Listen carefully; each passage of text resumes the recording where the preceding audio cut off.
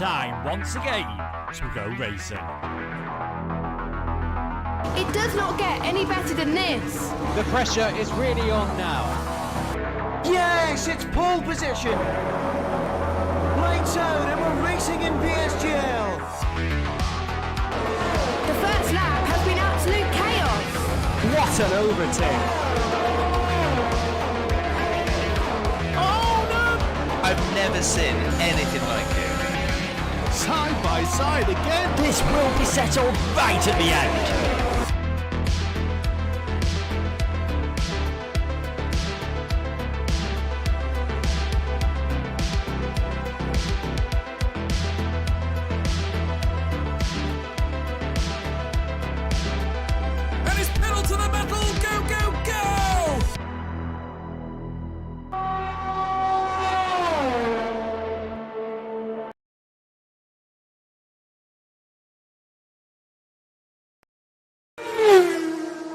Greetings, everybody. Good evening to each and every single one of you. What a pleasure it is to be back here all in blue. It's George Morgan here, of course, George Morgan TV at your service, and we are here for Premier Sim Gaming Leagues. That's right, folks. PSGL is back on your screens, here for the French Grand Prix. We're here at Paul Ricard to bring you the very best action, certainly where it comes to league racing on the Formula One game, and I'm pleased to say that I'm not alone. Another legend of the commentary box is joining me here tonight. It is King Kodiak himself, Chris Buxton. Chris, how are you doing, sir? I am pumped and ready to go. I've been so looking forward to this, and I get the added bonus of the Welsh legend that is the Morgan himself. Oh, tonight could not get any better.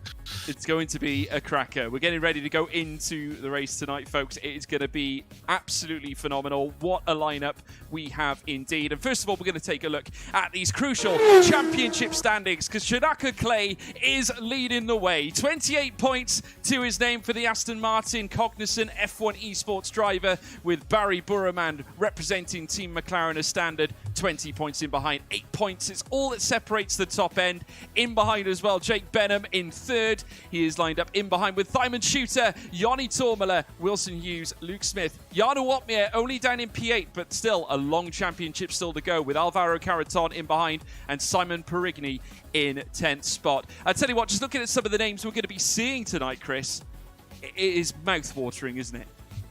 Oh, I cannot tell you how envious I am that of Andy and Dan, that they get to talk about these wonderful names. It's the pièce de résistance, the top of the tree in the F1 Esports side of this. Now, I've had the great pleasure of commentating on a number of these names from early on in their league racing careers, and I'm so looking forward to doing so again, albeit just for tonight.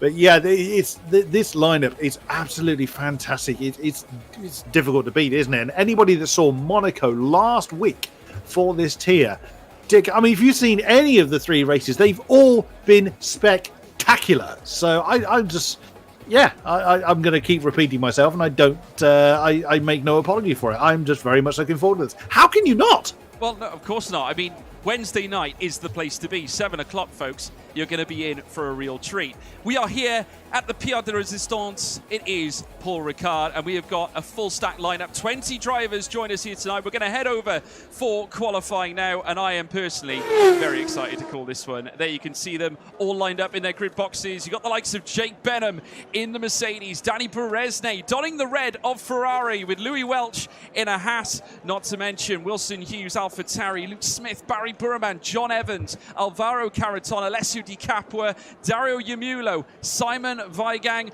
Jarno Watmere, of course, Nicholas Longue, Will Lewis, as well as Yanni Tormala, Liam Parnell, Brendan Lee, Timon Shooter, Shanaka Clay, and Daniel Haddad. And interestingly to note, we have got two-time world champions here in this grid as well. Of course, Jarno Watmere, now the new two-time world champion, but of course the original two-time champ, Brendan Lee, here tonight, King Kodiak.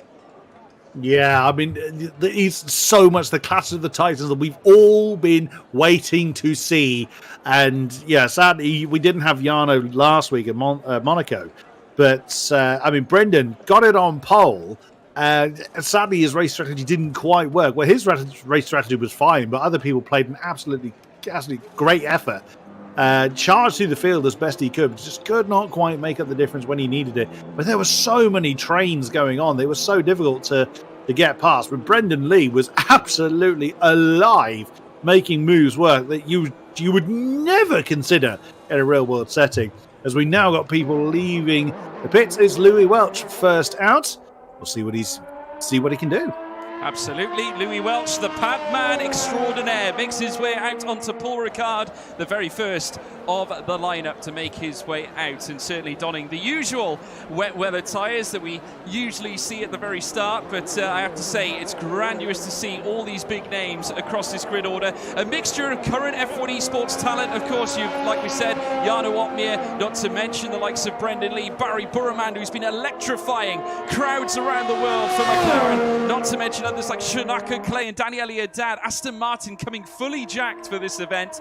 And as we now watch Louis Welch make his way into the chicane at certainly this long straight. Of course, in some other series, they don't usually keep the chicane on the Mistral straight, but he's going to make his way down through towards the Corbeil de Signé around turn 10 before he then reaches the Droit du Bessay, then around the next right-hander at turn 11. Plenty of immensely tough corners. Sector 3, very twisty. It's got everything, this circuit, hasn't it, Chris? Certainly the long stretch of the Mistral.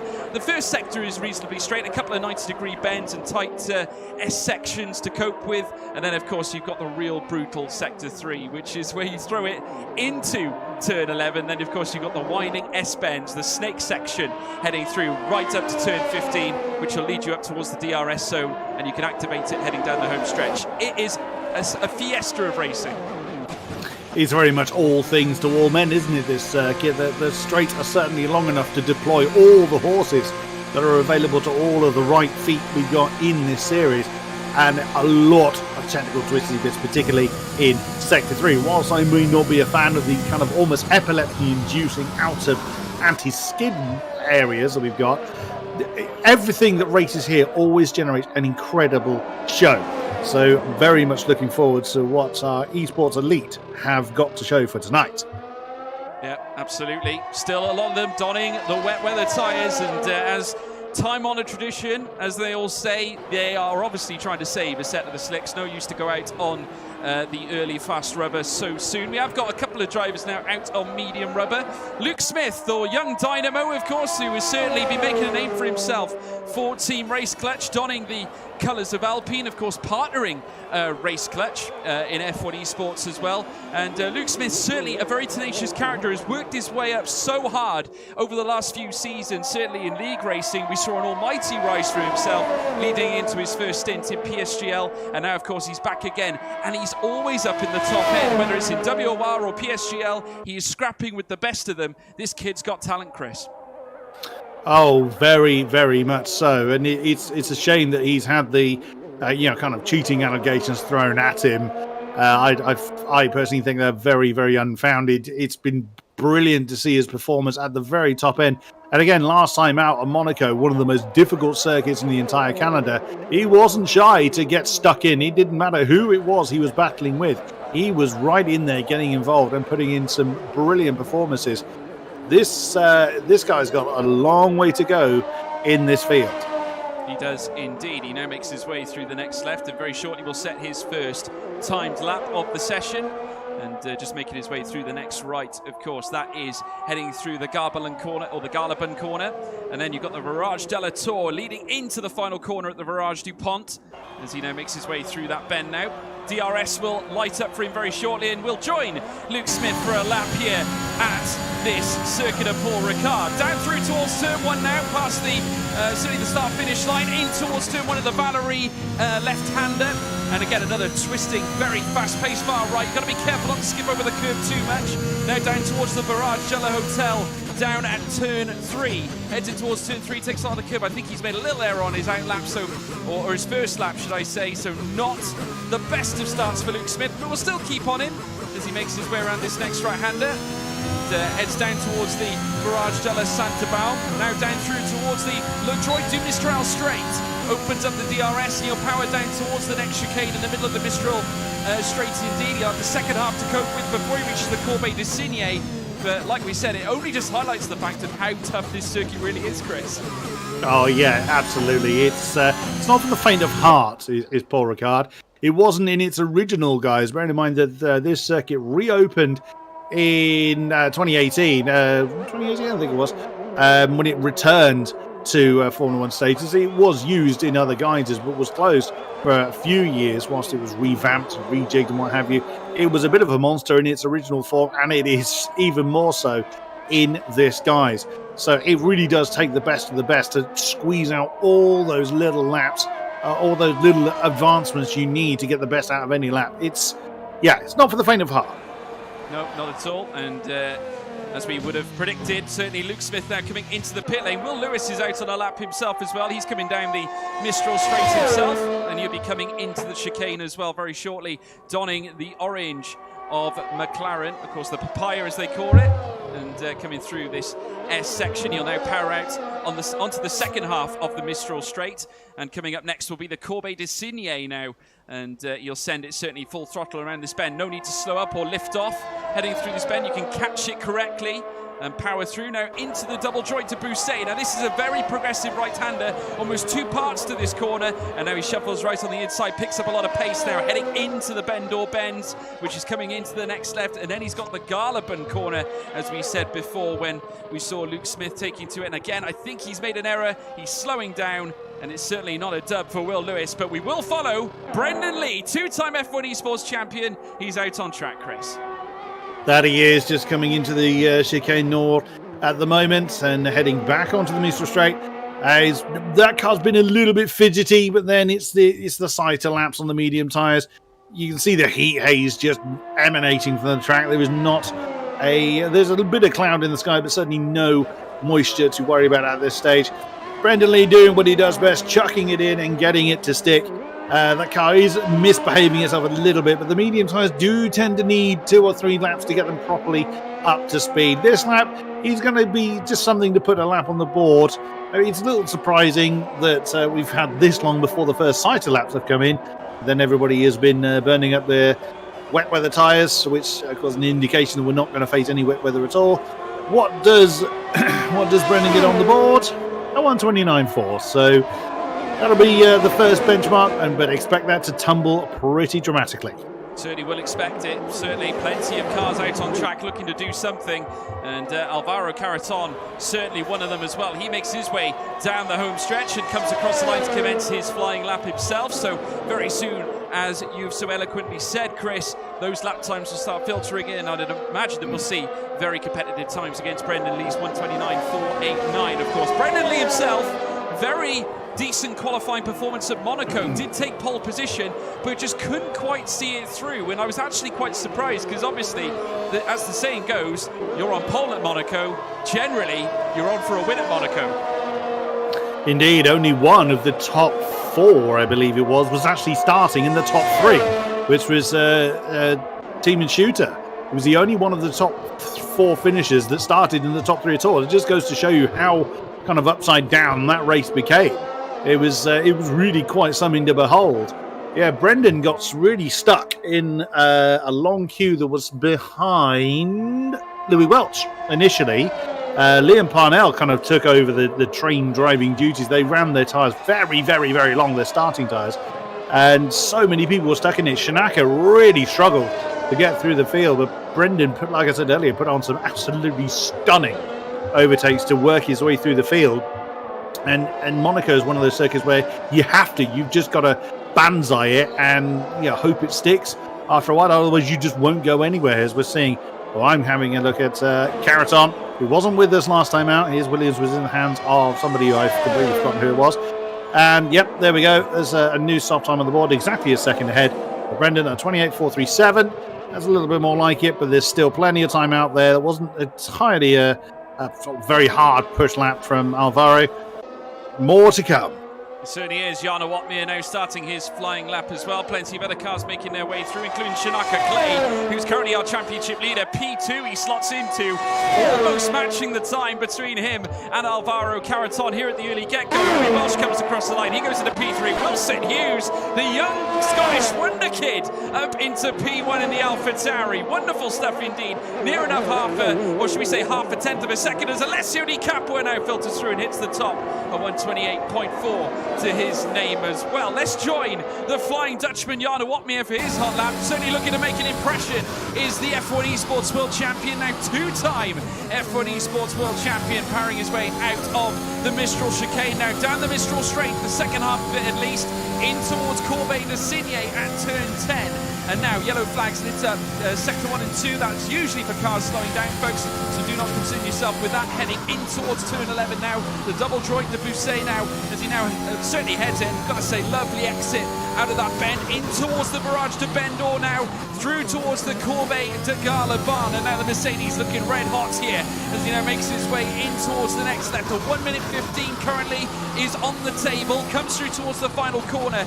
Now at this next run in turn 15, he'll open up the DRS once he's crossed the line. Can he put himself at the top end and match or get close to Barry Burman on a 128? Not quite enough. 4 tenths off. Barry Burman still holds all the cards. He is 3 tenths clear of Nicholas Longay. Jay Benham up into fourth as well with a 28.399 on the table. 1,000ths ahead of Alessio Di Capua. Jake had a cracking comeback last time out, was on the soft tyre at the right time, but sadly burnt the best out of his tyres before he could challenge the hard runners in front of him for a podium spot. It was good to see Joni Tormender as well, a bit of a return to form for him, getting into the top 3 last time out.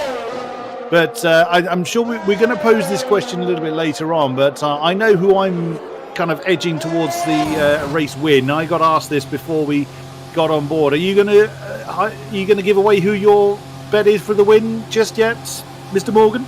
Well, I have put together the pundit predictions list for the broadcast, so when we come to the break after Q1, we will reveal as to what the commentators have come up with. Not only us, though, Chris, we've also got the big man, boss man, Big C, Connor. He has also put forward a prediction, as has the other PSGL alumni, none other than Louis Dupont as well. So we will go through some of those names indeed. Obviously, there's so many top-end drivers to choose from in this grid, and all of them are as quick as one another. Just look at the delta times, for example, certainly here in qualifying, as all the drivers now make their way through. Certainly, though, this is not cutting time. We've got 4 drivers, or 4 drivers, should I say, that have not yet settled lap times. Will Lewis and Brendan Lee also currently in the drop zone. Louis Welch pretty much on the bubble. So it's going to be a very, very vibrant final couple of minutes. Certainly, I would say if you're in the top 10 or below, or sorry, the bottom 10, all of you are at risk right now. Nobody's safe at this stage, Chris. Yeah, totally. And like I said earlier, Benham just 1,000ths ahead of Di Capua. Longay and Evans matched to the 1,000ths of a second in second and third. And then Burman just casually 3 tenths quicker than anybody else. I mean, again, another stormy performance from Barry Burman last time out, as looks like Timon Shooter has had a bit of a problem. Brady, didn't he have an issue in between sessions, which meant he got stuck when the session was wet? Can't quite remember. It's only like I watched the last race a few hours ago to remind me what happened, and I've already forgotten. So that's age for you, the old grey cells failing me. But in fairness, there was so much going on that that's why I can't remember it all. Speaking of Brendan Lee, he's just set a far more representative time. Just 3,000ths off the back of John Evans, not into 4th position in the Ferrari, 128.385. Again, I just love how close these are. You mentioned how close the deltas are. From 2nd to 12th is just over a tenth of a second. So, as I wrote in my article for the Monaco Grand Prix, which hopefully will be published soon, just any minor mistake is so costly. Whilst the lap times are a bit longer here, so you could, in theory, afford a little bit more of a mistake. The fact that, as 10 positions, 11 cars are involved in just a tenth of a second, which is the time it takes you to blink, I will add, just goes to show how much on your game you have to be, even at league level, with these guys. Yeah, 100%. I mean, every move is scrutinised. Every situation you put yourself in on track is absolutely vital to how well you do, certainly in a lap. And qualifying only magnifies that intensity. And certainly we're seeing a lot of the young guys now starting to come to the forefront. The likes of your John Evanses, who, can I just say, retired in P3. So a fabulous job by John Evans to secure that third place position. I know he's been putting in a lot of work trying to get himself to the top end. Apparently his pace is unmatched so far. Everyone's talking about this kid at the moment. Can he make it happen? That is the big question. We've also got the all-star Jake Benham, who is, of course, a Veloce, or a student of Veloce, and donning the black arrow of the Mercedes alongside the Flying Dutchman and two-time world champion Jarno Opmeer as well. And Veloce certainly do come here heavy picked, or they've certainly got a heavy-handed lobby of drivers that come here and league race regularly. Such top talents that certainly look to be rising up through the echelons of league racing, and without a doubt will be, or will certainly become, F1 esports talents for the future, as we now watch Jani Tormela come through. And certainly he's having to evade a lot of that traffic as he makes his way across the DRS line. He'll open it up and jet down across the start-finish line. This is important for Tormela as he now heads through into P14. That's far from safe, Chris. Oh, that's dangerous. That is very dangerous indeed. Now, the guys at Monaco did get a bit of an easy run, or easier run through Q1, as 4 drivers had quali bans to serve, so only 1 additional driver was going to fall foul. But yeah, Johnny Tormela, he's going to be worried about that, I'd have thought. What is Mr. Haddad up to? What's the Italian up to? He's just coming to the end of his lap in the Aston Martin. Checkered flag is now out. So where is Daniele Haddad going to land? Let's see, Nicholas Longe, I think it was, no, with Varo Caraton. He's just jumped up into second. Very nicely done. And that is out for Haddad. That was not a good lap in comparison to the rest. So no improvement or no Q2 for him. No, not ideal at all. Another man who's looking to impress is Simon Weigang, donning the Alpine this time as he heads through the next right-hander, certainly into Sector 3 proper, coming around the next right again at the Garlaban corner, through the Virage de la Tour, and then it's the final 90-degree right-hander after that, but he's making his way through, still a little ways to go. Simon Weigang, currently midway on the table, looking to try and notch himself into the top 10 if he can. Certainly not a good showing for Daniele Haddad. He'd be absolutely kicking himself. But here comes Simon Weigang now. Comes up across the line. Can he hold his, certainly hold his position or more? Comes across, not enough to break away from P11. Coming across the line as well. Will Lewis cannot go any further. Barry Burman still holding on to a 128. Further up, you can see there as well Shanaka Clay coming up towards the line. He stays in P12. No movements from him. We've got 2 cars coming through. Dario Yamulo, incredible, gets himself across as well. Here comes Jarno Opmeer. He comes to join the fun. P3 for the Flying Dutchman. Incredible stuff indeed. It's lighting up here in Q1 here, Chris. Oh, Johnny Tormela, you very lucky boy. Look at that. Not even a 10th of a second is what's got him through to Q2. That was incredibly close. But yeah, what a cracking lap. I was watching Dario's lap as he was coming to an end, and it just looked... This is the sign of a pro. They make a very complicated, very difficult process look so easy and smooth and effortless. I barely saw any kind of fighting with the car or anything from Dario Mulo for his 4th place lap. It just looked so effortless. It was just a joy to see. But yeah, we lose Will Lewis, Liam Parnell, Louis Welch, Daniele Haddad, and Time Shooter not sitting a lap this time around. He clearly had some kind of technical difficulty. So 5 gone before we head to Q2. Yeah, incredible stuff indeed. Barry Burman showing that pace that we know him to have. Currently lying on top spot as we now pan to look at the garages. Certainly incredible stuff indeed. A 128.099. That is extraordinary. Near enough, just over a whole 10th of a second quicker than Alvaro Caraton in P2. A little gap then back to Jarno Opmeer, just under half a 10th in behind as well. But there you can see, certainly the drivers, nothing separates them. We'll go through the results now in detail, folks.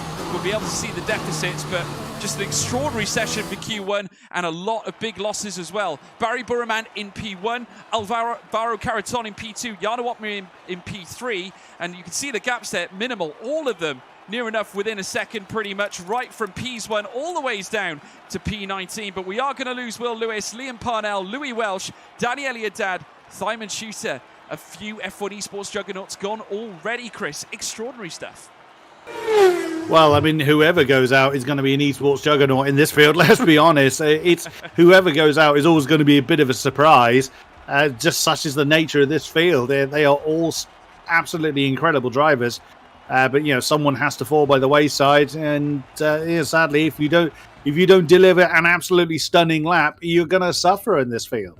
You certainly are. And I have to say, all the difference is made by any move you can possibly make. Sticking to the curbs, trying to hit the apexes. Every single bit of track counts. If you can utilize it to the betterment of your ability, then certainly it will reward you with a very, very good lap time. And we're going to be heading into Q2 very shortly. But this is an opportunity now to talk about the Pundit predictions, folks. This nice wall of predictions we've got here now. We've got some very, very good established names here. I've gone for Brendan Lee, and you yourself, Chris, you have gone for Jarno Opmeer. No surprises there. And of course, Big C, Connor, of course, who's in the live chat, he's gone for Alvaro Caraton. We've also got Louis Dupont as well, Kryptonite, who's gone for Barry Burraman. So Kryptonite currently looking probably the better of the bunch at the moment after Q1's performance. But just talk us through your selection. Why have you picked Jarno Opmeer? Almost the obvious choice because he's the current champion. Although we haven't seen Jarno, I was really torn. It was either going to be Jarno or Borreman for me, but I did opt to go Jarno. I just think he has a real habit, doesn't he, of just keeping his cards close to his chest right up until when it's crunch time, and then he just finds that extra gear. He finds those extra few tenths every single time we've seen him. So that's why I'm going Jarno. I just think he's certainly got the ability. Everybody has the ability, in fairness, but I just think he's got that extra bit when he needs it.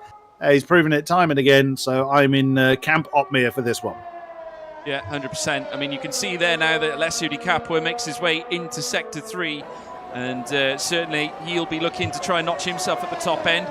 Signed by Williams Esports, heading into F1 Esports last season, and has certainly established himself to be one of the quickest guys, or certainly one of the most intense racers in league racing. He's not scared to throw it up the inside of anybody, of course, and that all comes down to his experience with karting as well.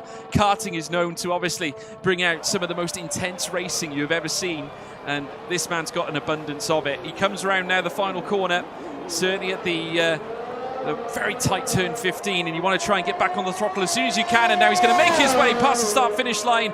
What does Di Capua need to do to get himself on top here, Chris? Well, he needs to keep the nerves under control. He had a bit of a rough race last time out at Monaco. Oh, again, he got a bit squiddly coming out of the SS de Varel. Now heading down towards Hotel. He's, like you say, he's not afraid to chuck it in, but I think maybe just a little bit of nerves, a little bit of pressure sometimes gets a little bit better of him, and the consistency hasn't quite been there. Ability, unquestionable, and I very much look forward to if he can just string it all together. You can expect absolute fireworks from Di Capua. Certainly can. He's got the young hotshot Jake Benham, the all-star as they call him, right in behind. He's on his out lap right now.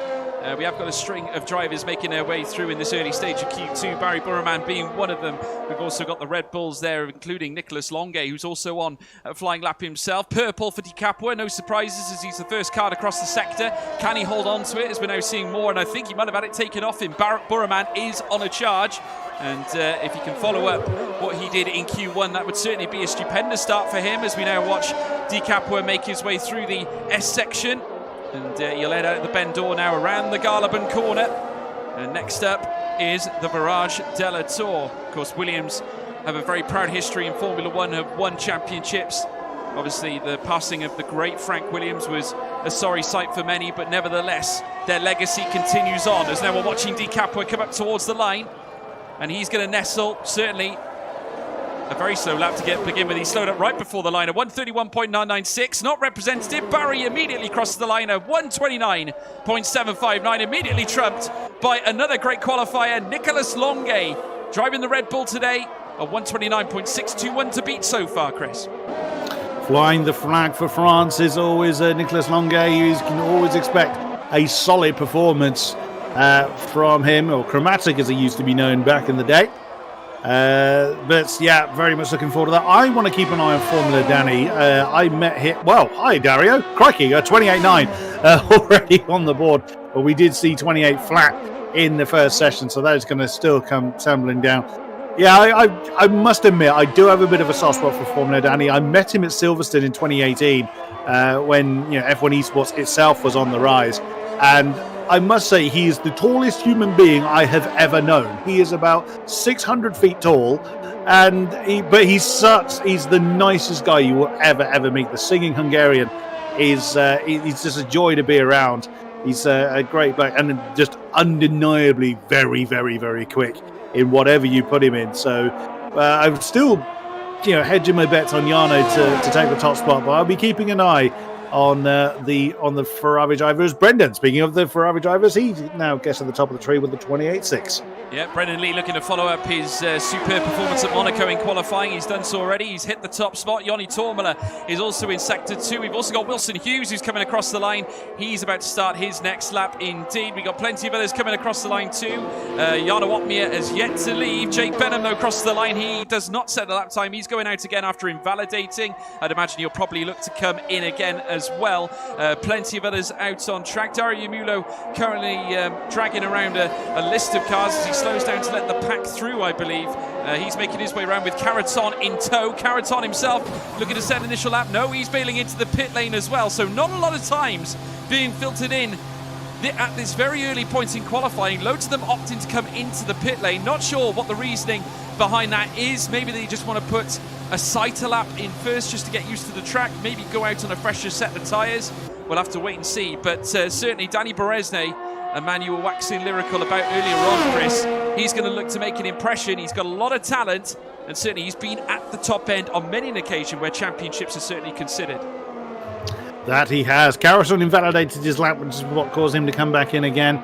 But yeah, absolutely. Yeah, Danny certainly knows how to win races, how to really put it out there when it counts. And Jarno coming out on the intermediate tyres, fair enough. He's maintaining his soft tyres for all he can, which is fair enough.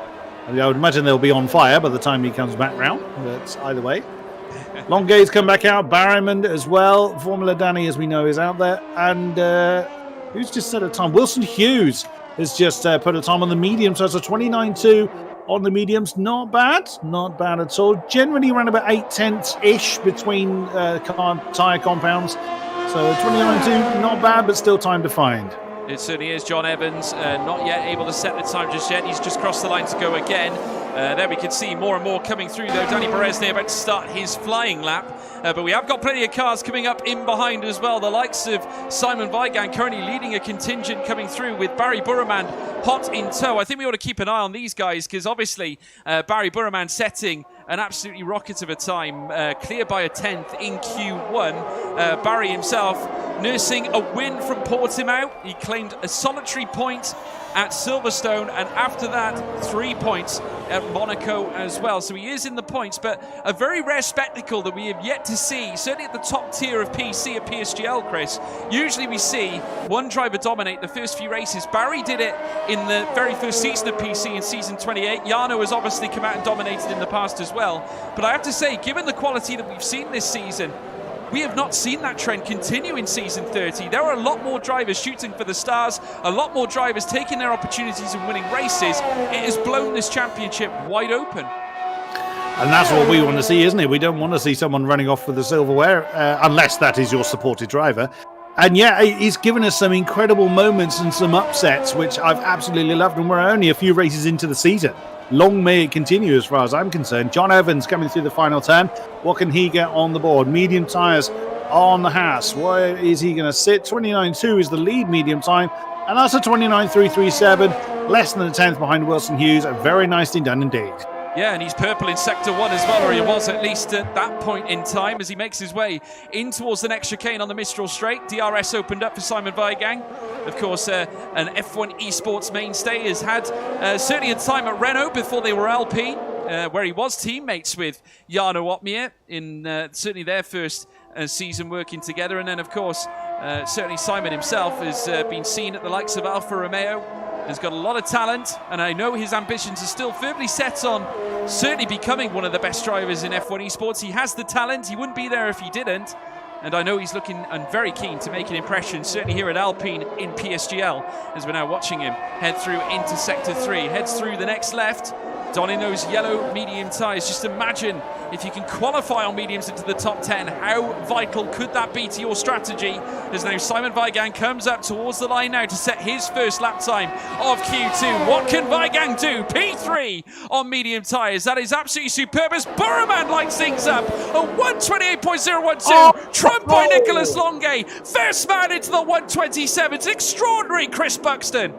Welcome to the party, Nicholas Longue. That was an absolute stormer. Purple sector 1. I know it was actually purple all through. Good Lord, that was absolutely storming from Nicholas Longue. That really caught me by surprise. I still love the fact that Jarno's actually setting a time on the intermediates. That's made me laugh a bit. But wow, Struth, because we were celebrating Barry Borman, and I was just thinking, good Lord, that was an absolutely cracking time, which it is. And then Nicholas Longue refuses to be outdone and shows up again. Not always one for converting a good qualifying into race pace, but hopefully his luck holds out a bit more this time. I know what you were saying about Simon. He's certainly been in the esports scene a long time, or comparatively long time. We definitely hope he's able to perform. He's saying he's hoping to be one of the best. He already is one of the best in the eyes of many, many people. But I know what you mean. They all aim for the top prize. They all aim for the silverware. And, I mean, who can blame them? But, I mean, getting as far as he has, and certainly for as long as he has, just shows how good he is. Yeah, it definitely does. And he's been a mainstay, like I said, for so long. And he's carrying that now into league racing as well. He's got a huge presence, this Simon Weigang. And certainly very opinionated, strong-willed as well. He knows what he likes. He knows what he can do. He certainly knows what his quality is. And you'd be a fool to write him off by any stretch of the imagination. I certainly wouldn't want to. As you can see there, Jarno Watmia out on intermediate tyres for the first run, or his first run in Q2, set at 141.730. Obviously just to set himself, certainly set himself on the table, certainly for lap times at this very early stage, but we've still got another half of qualifying still to go. Yellow flags lined up in Sector 3 already. Drivers leaving the pit bay to go out on outlaps. Dario Yamulo out on outlap. He's going to start a full fast lap now very, very shortly, so we'll ride on board certainly with the Alfa Romeo. There you can see him rounding the final corner. And certainly for a man like Dario, top-end league racer for a long time now, Chris, not quite made it to F1 Esports as of yet, but he is known to challenge, and the very fact he's in Q2, I think, just shows his quality. Completely. He's certainly got the ability to hang with the very best, as he's shown time and again already. So, again, very much looking forward to the future of Dario Milo and where he can go and who he can challenge as his career continues to improve. I'm watching Luke Smith as well. Of course, we know how exciting he is to watch so far, and very much looking forward to how he does. Brendan Lee has come back out as well. He's not content to sit with a 28.6, and I think that's right. I think that 28.6 isn't going to be quick enough to guarantee a Q3 spot. So, expect everybody to be back out there at some point. Carrington and Tormala as well coming back out. Luke Smith just starting his next flying lap. Yeah, unfortunately, Yamulo invalidated his run, so now we're going to keep an eye on Luke Smith, currently setting his Sector 1 pace so far, and he's now going to make his way down through towards the Barrage de la Hotel now in the Alpine.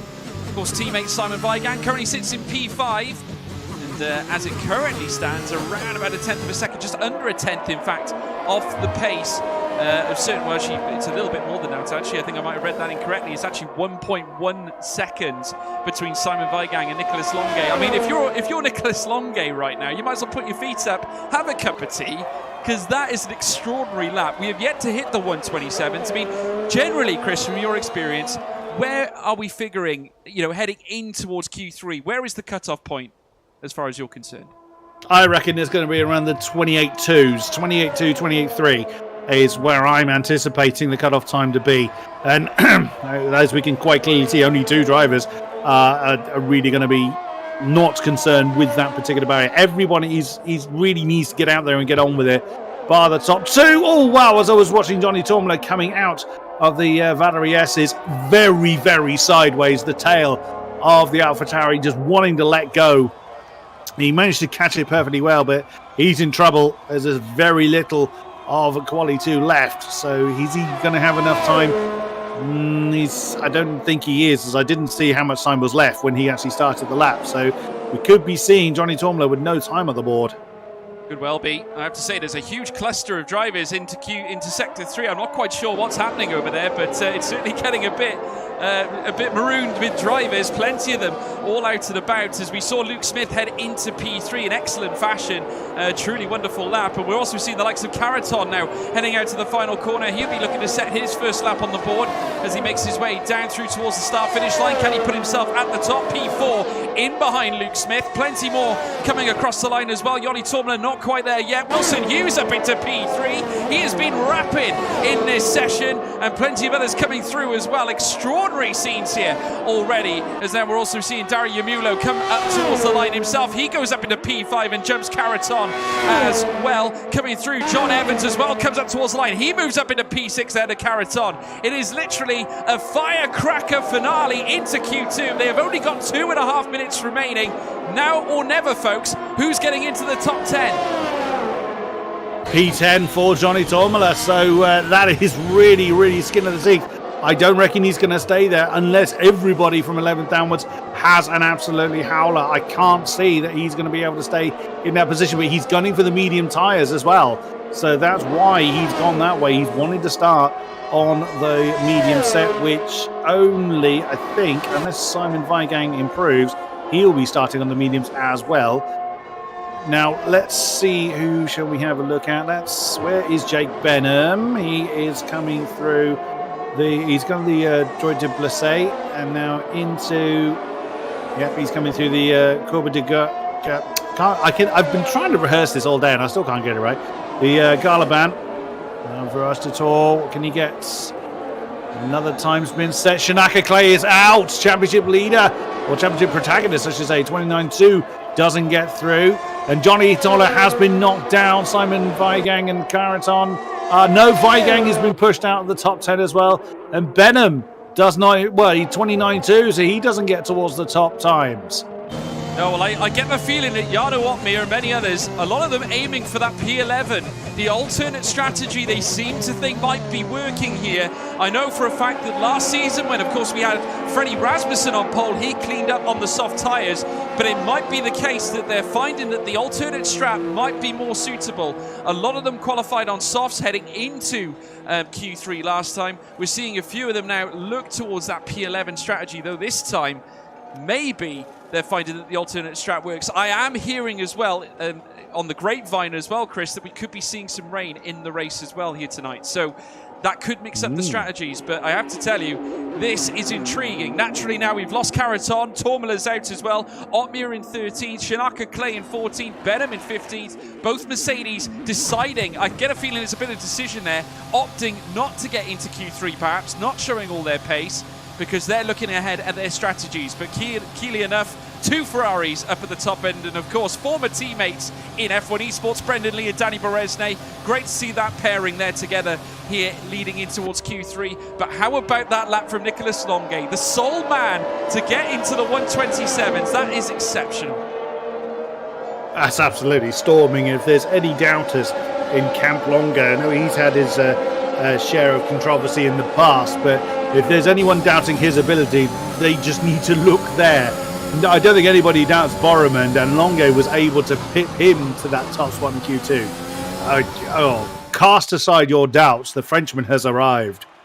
Yeah, absolutely, and he's done it in great style. A 127.988 lands himself the top spot in Q2. Barry Burman in behind.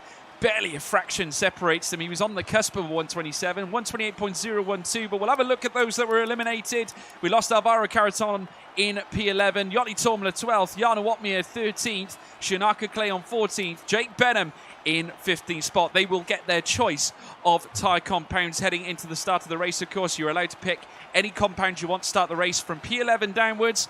Now the top 10, they're going to have to go with what they selected. They're all on soft tyres heading into the race. So let's see what they can utilise using those compounds. But certainly it's going to be intriguing to see how the alternate strategy, folks, measures against the pure soft pace strategy. It's going to be very, very interesting to see. And naturally, the weather conditions as well. Now, if rain does become a factor, does that enhance certainly the repertoires of those who started on medium tyres? Because surely they can take it for the full length of their stint. Those who have qualified on soft tyres, Chris, they might be forced to pit twice. It's possible. It all comes down to when the rain starts and who's going to be brave enough to throw the dice on either an early or a late rain shower. We've seen that hero or zero approach so many times go right and go wrong. So that it's all going to be down to the weather, if, of course, that call of the weather is correct. But we've all seen it, haven't we? We've all seen people gambling on the wet tyres, running their tyres miles and miles and miles too long, and there's no way you can recover. You're committed to the gamble before you even make it, essentially.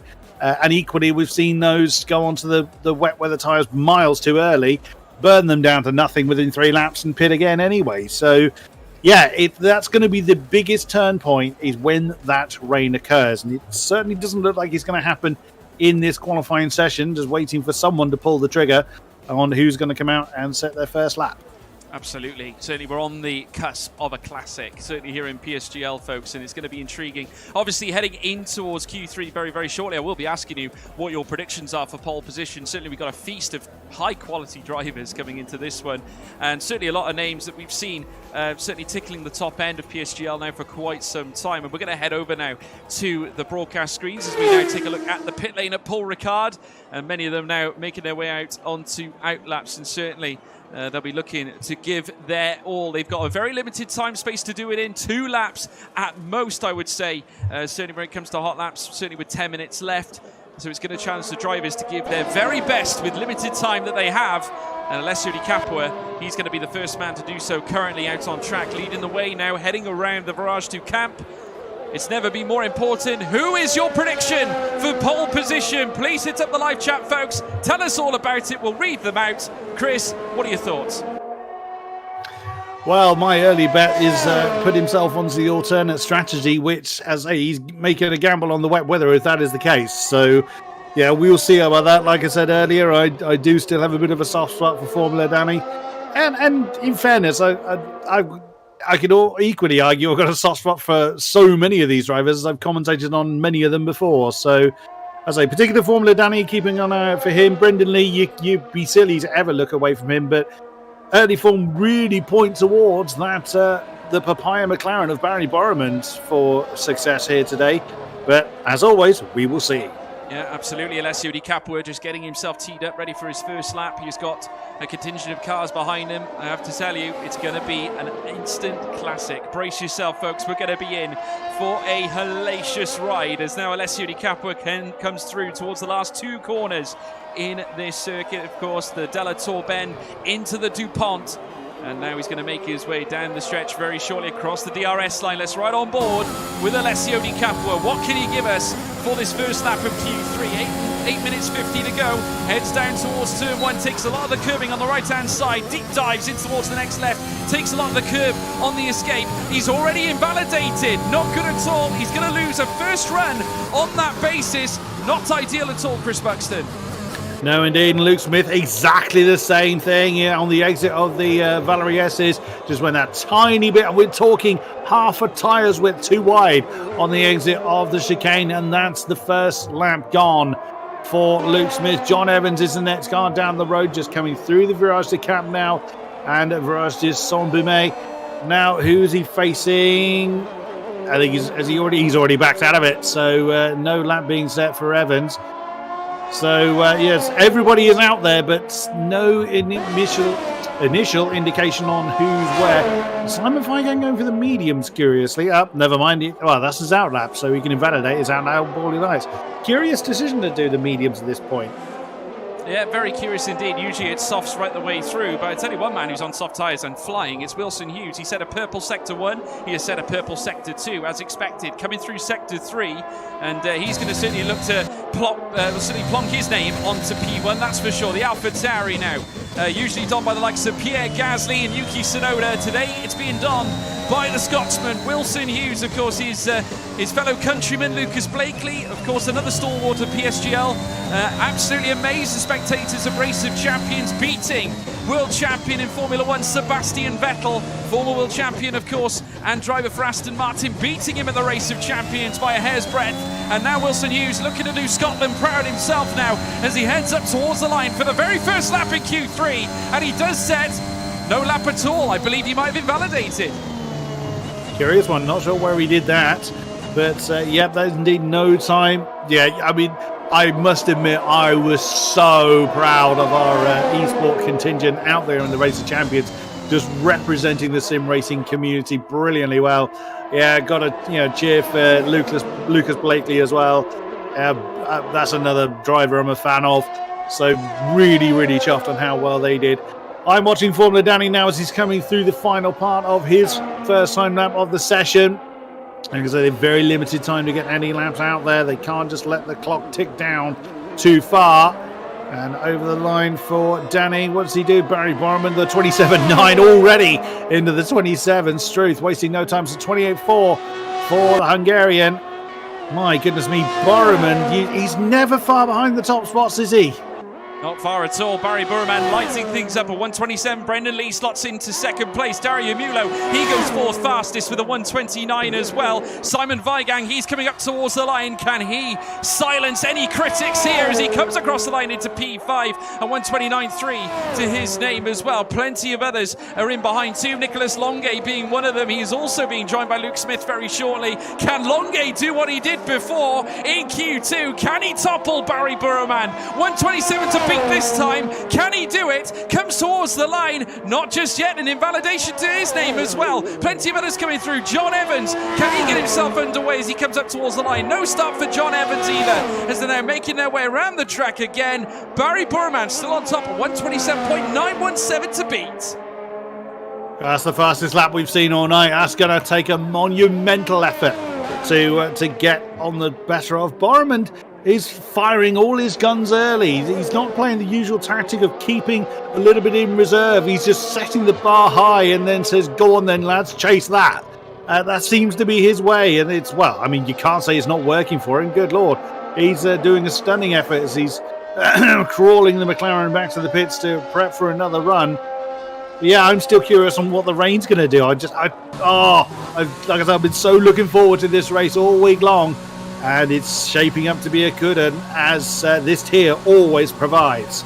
Certainly does, and this is why you guys like it. Certainly, I have to say, has your selection come off certainly for you right at this moment in time? How many of you picked Barry Burman to lead the way? How many of you picked Brendan Lee? How many of you picked Nicholas Longuet? Please hammer up the live chat, folks. We've got plenty of you there, certainly in the live chat, giving your opinions. I have to say, it's going to be spectacular. If you haven't done so already, please make sure you leave a like and subscribe to PSGL as well. Your support means the absolute world to us, that's for sure. And it's a pleasure, certainly, for me to be back as well. Certainly here at PSGL, a place I called home for many a time, and it's still very much my home indeed for commentary. Premier Team Gaming League's the place to be every Wednesday at 7 o'clock. Do not miss it. And of course, plenty of other tiers are out and about as well. New esports stars potentially for the future. I have to tell you, there's lots of them here at PSGL. But certainly here at Paul Ricard, we're witnessing something really exciting right now. Half the grid currently landing lap times here in Q3, currently led by Barry Burman. The two Ferrari contingents of Brendan Lee and Danny Beresne in behind. A 128.165 for Brendan Lee, with a bit of a gap between him and Danny Beresne as well. It's silence on the circuit, getting ready for the explosion that is going to be the final 3 minutes. Chris Buxton, this is going to be spicy. You're damn right it is. This is the Banzai phase, as I always call it. And we've got someone, I think that's Borman, coming back out. I can't quite see. The camera angle's a bit too long. Two cars have come out on track. Who is out there first? And still don't know who it is that's actually come out, because it's not coming up on my tower on who's out laps. I mean, that's a fairly moot point. Oh, it was Brendan Lee that was actually first man out there. Everybody is filtering out, as you would imagine. It's now the Banzai phase. Someone was considering mediums for a minute, but that consideration was soon dispersed, as it was going to be Brendan Lee, 2 times champion, the original F1 Esports champion, is making his way through Virage de Camp now. Everybody is, yeah, you can just see the amount of outlets beginning. Every single car is now on the move. It is now or never, do or die, feast or famine for this group of drivers. Brace yourself, folks. Here it comes. Brendan Lee leads the contingent of cars. Former two-time, or is a two-time former champion, though. Of course, that is currently being held by Yarda Watmere, but Brendan Lee, certainly a hard taskmaster. He's been there. He's done it. He's got the T-shirt. has experienced it on many levels. Of course, a league racing champion for many, many years, gracing that of AOR, and of course, many other leagues that he has been a part of. The man has got an absolute raft of memorabilia and trophies in his cabinet, that's for sure, as he makes his way through the next right. And then, of course, further back, Wilson Hughes in behind as well. Plenty of others, including Nicholas Longuet in behind as well. John Evans, the young pretender, that's going to be looking to get the throne here today at Paul Ricard. He's in the top 10, not to mention Barry Burraman, who, of course, lit things up in our first session. And he might go ahead and light things up again at 127.917 to beat.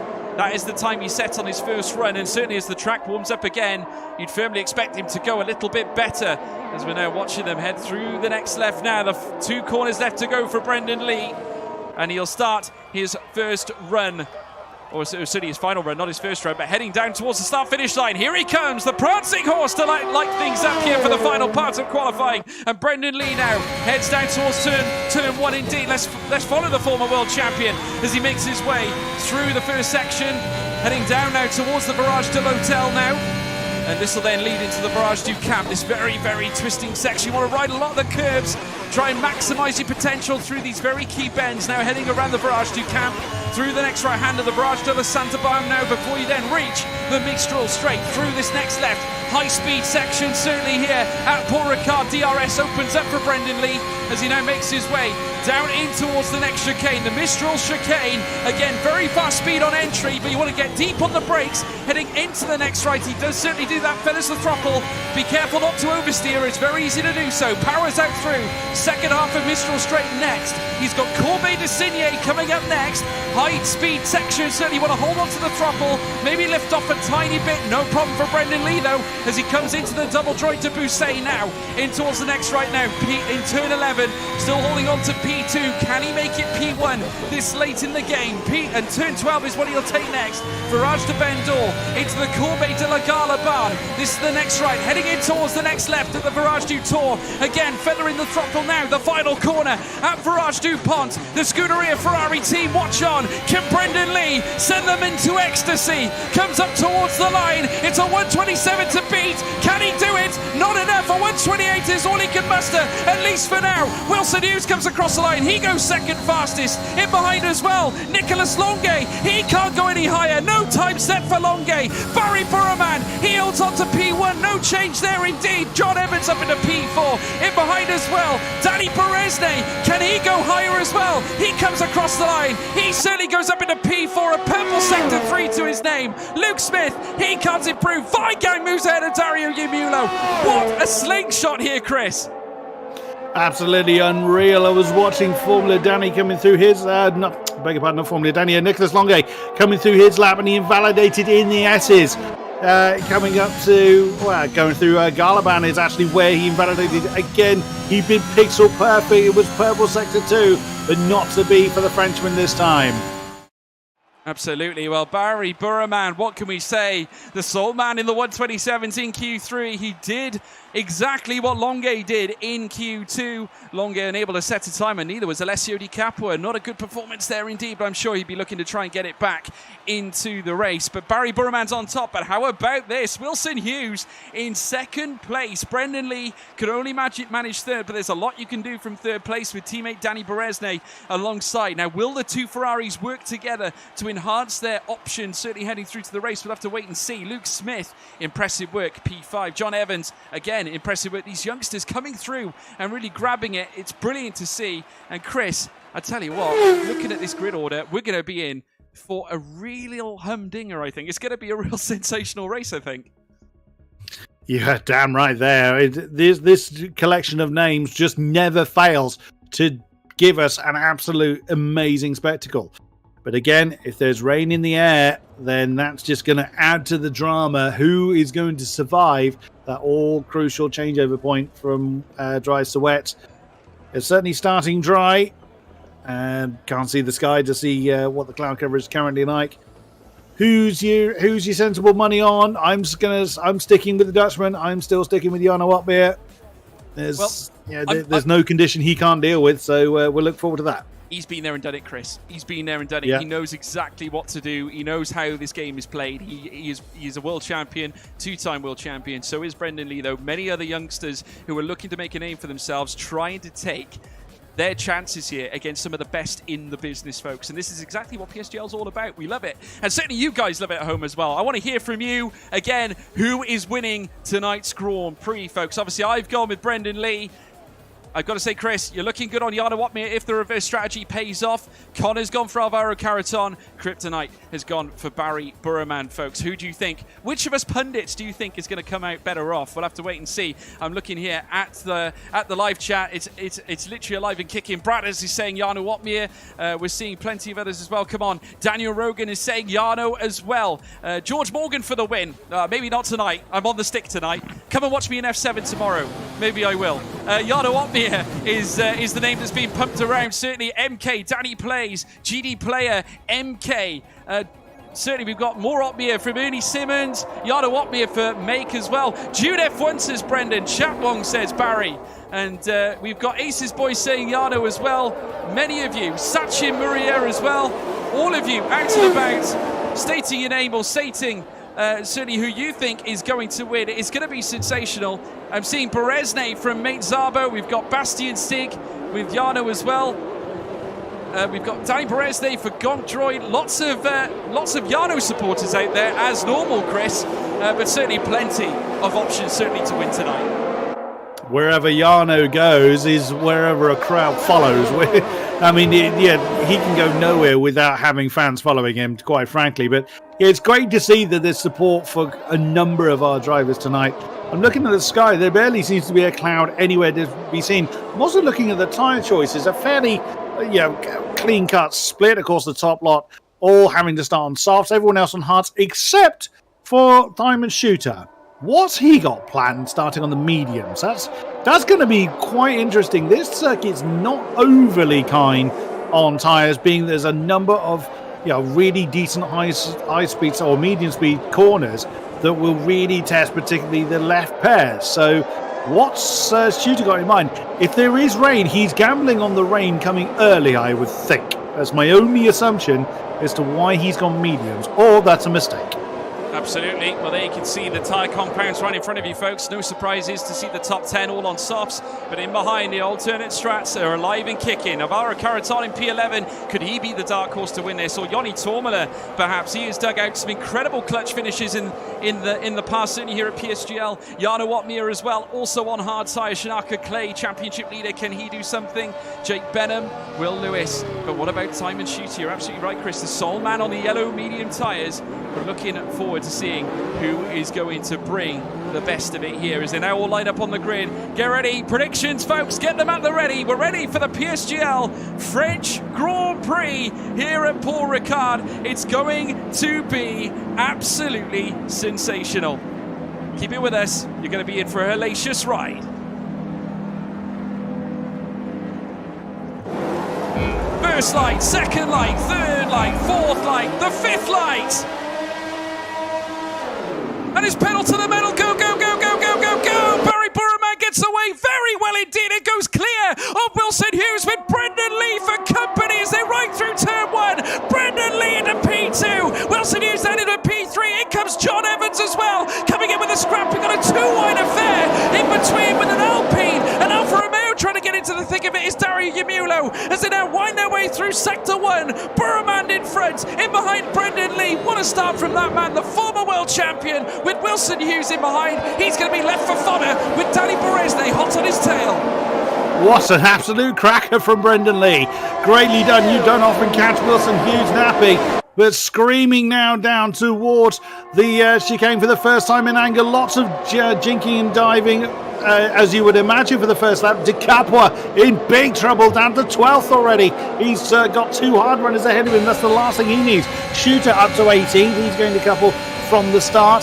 And already you see Danny then having a look on the outside line, inside line for Hughes, but Luke Smith having a go on the opening lap on Berezne. Can't get it done at the moment, but yet again we're seeing Luke Smith not afraid to bung in the moves exactly where he can. He's trying to ruffle the feathers of Berezne. That's no easy feat considering how experienced the Hungarian is, but Luke Smith is trying all the same.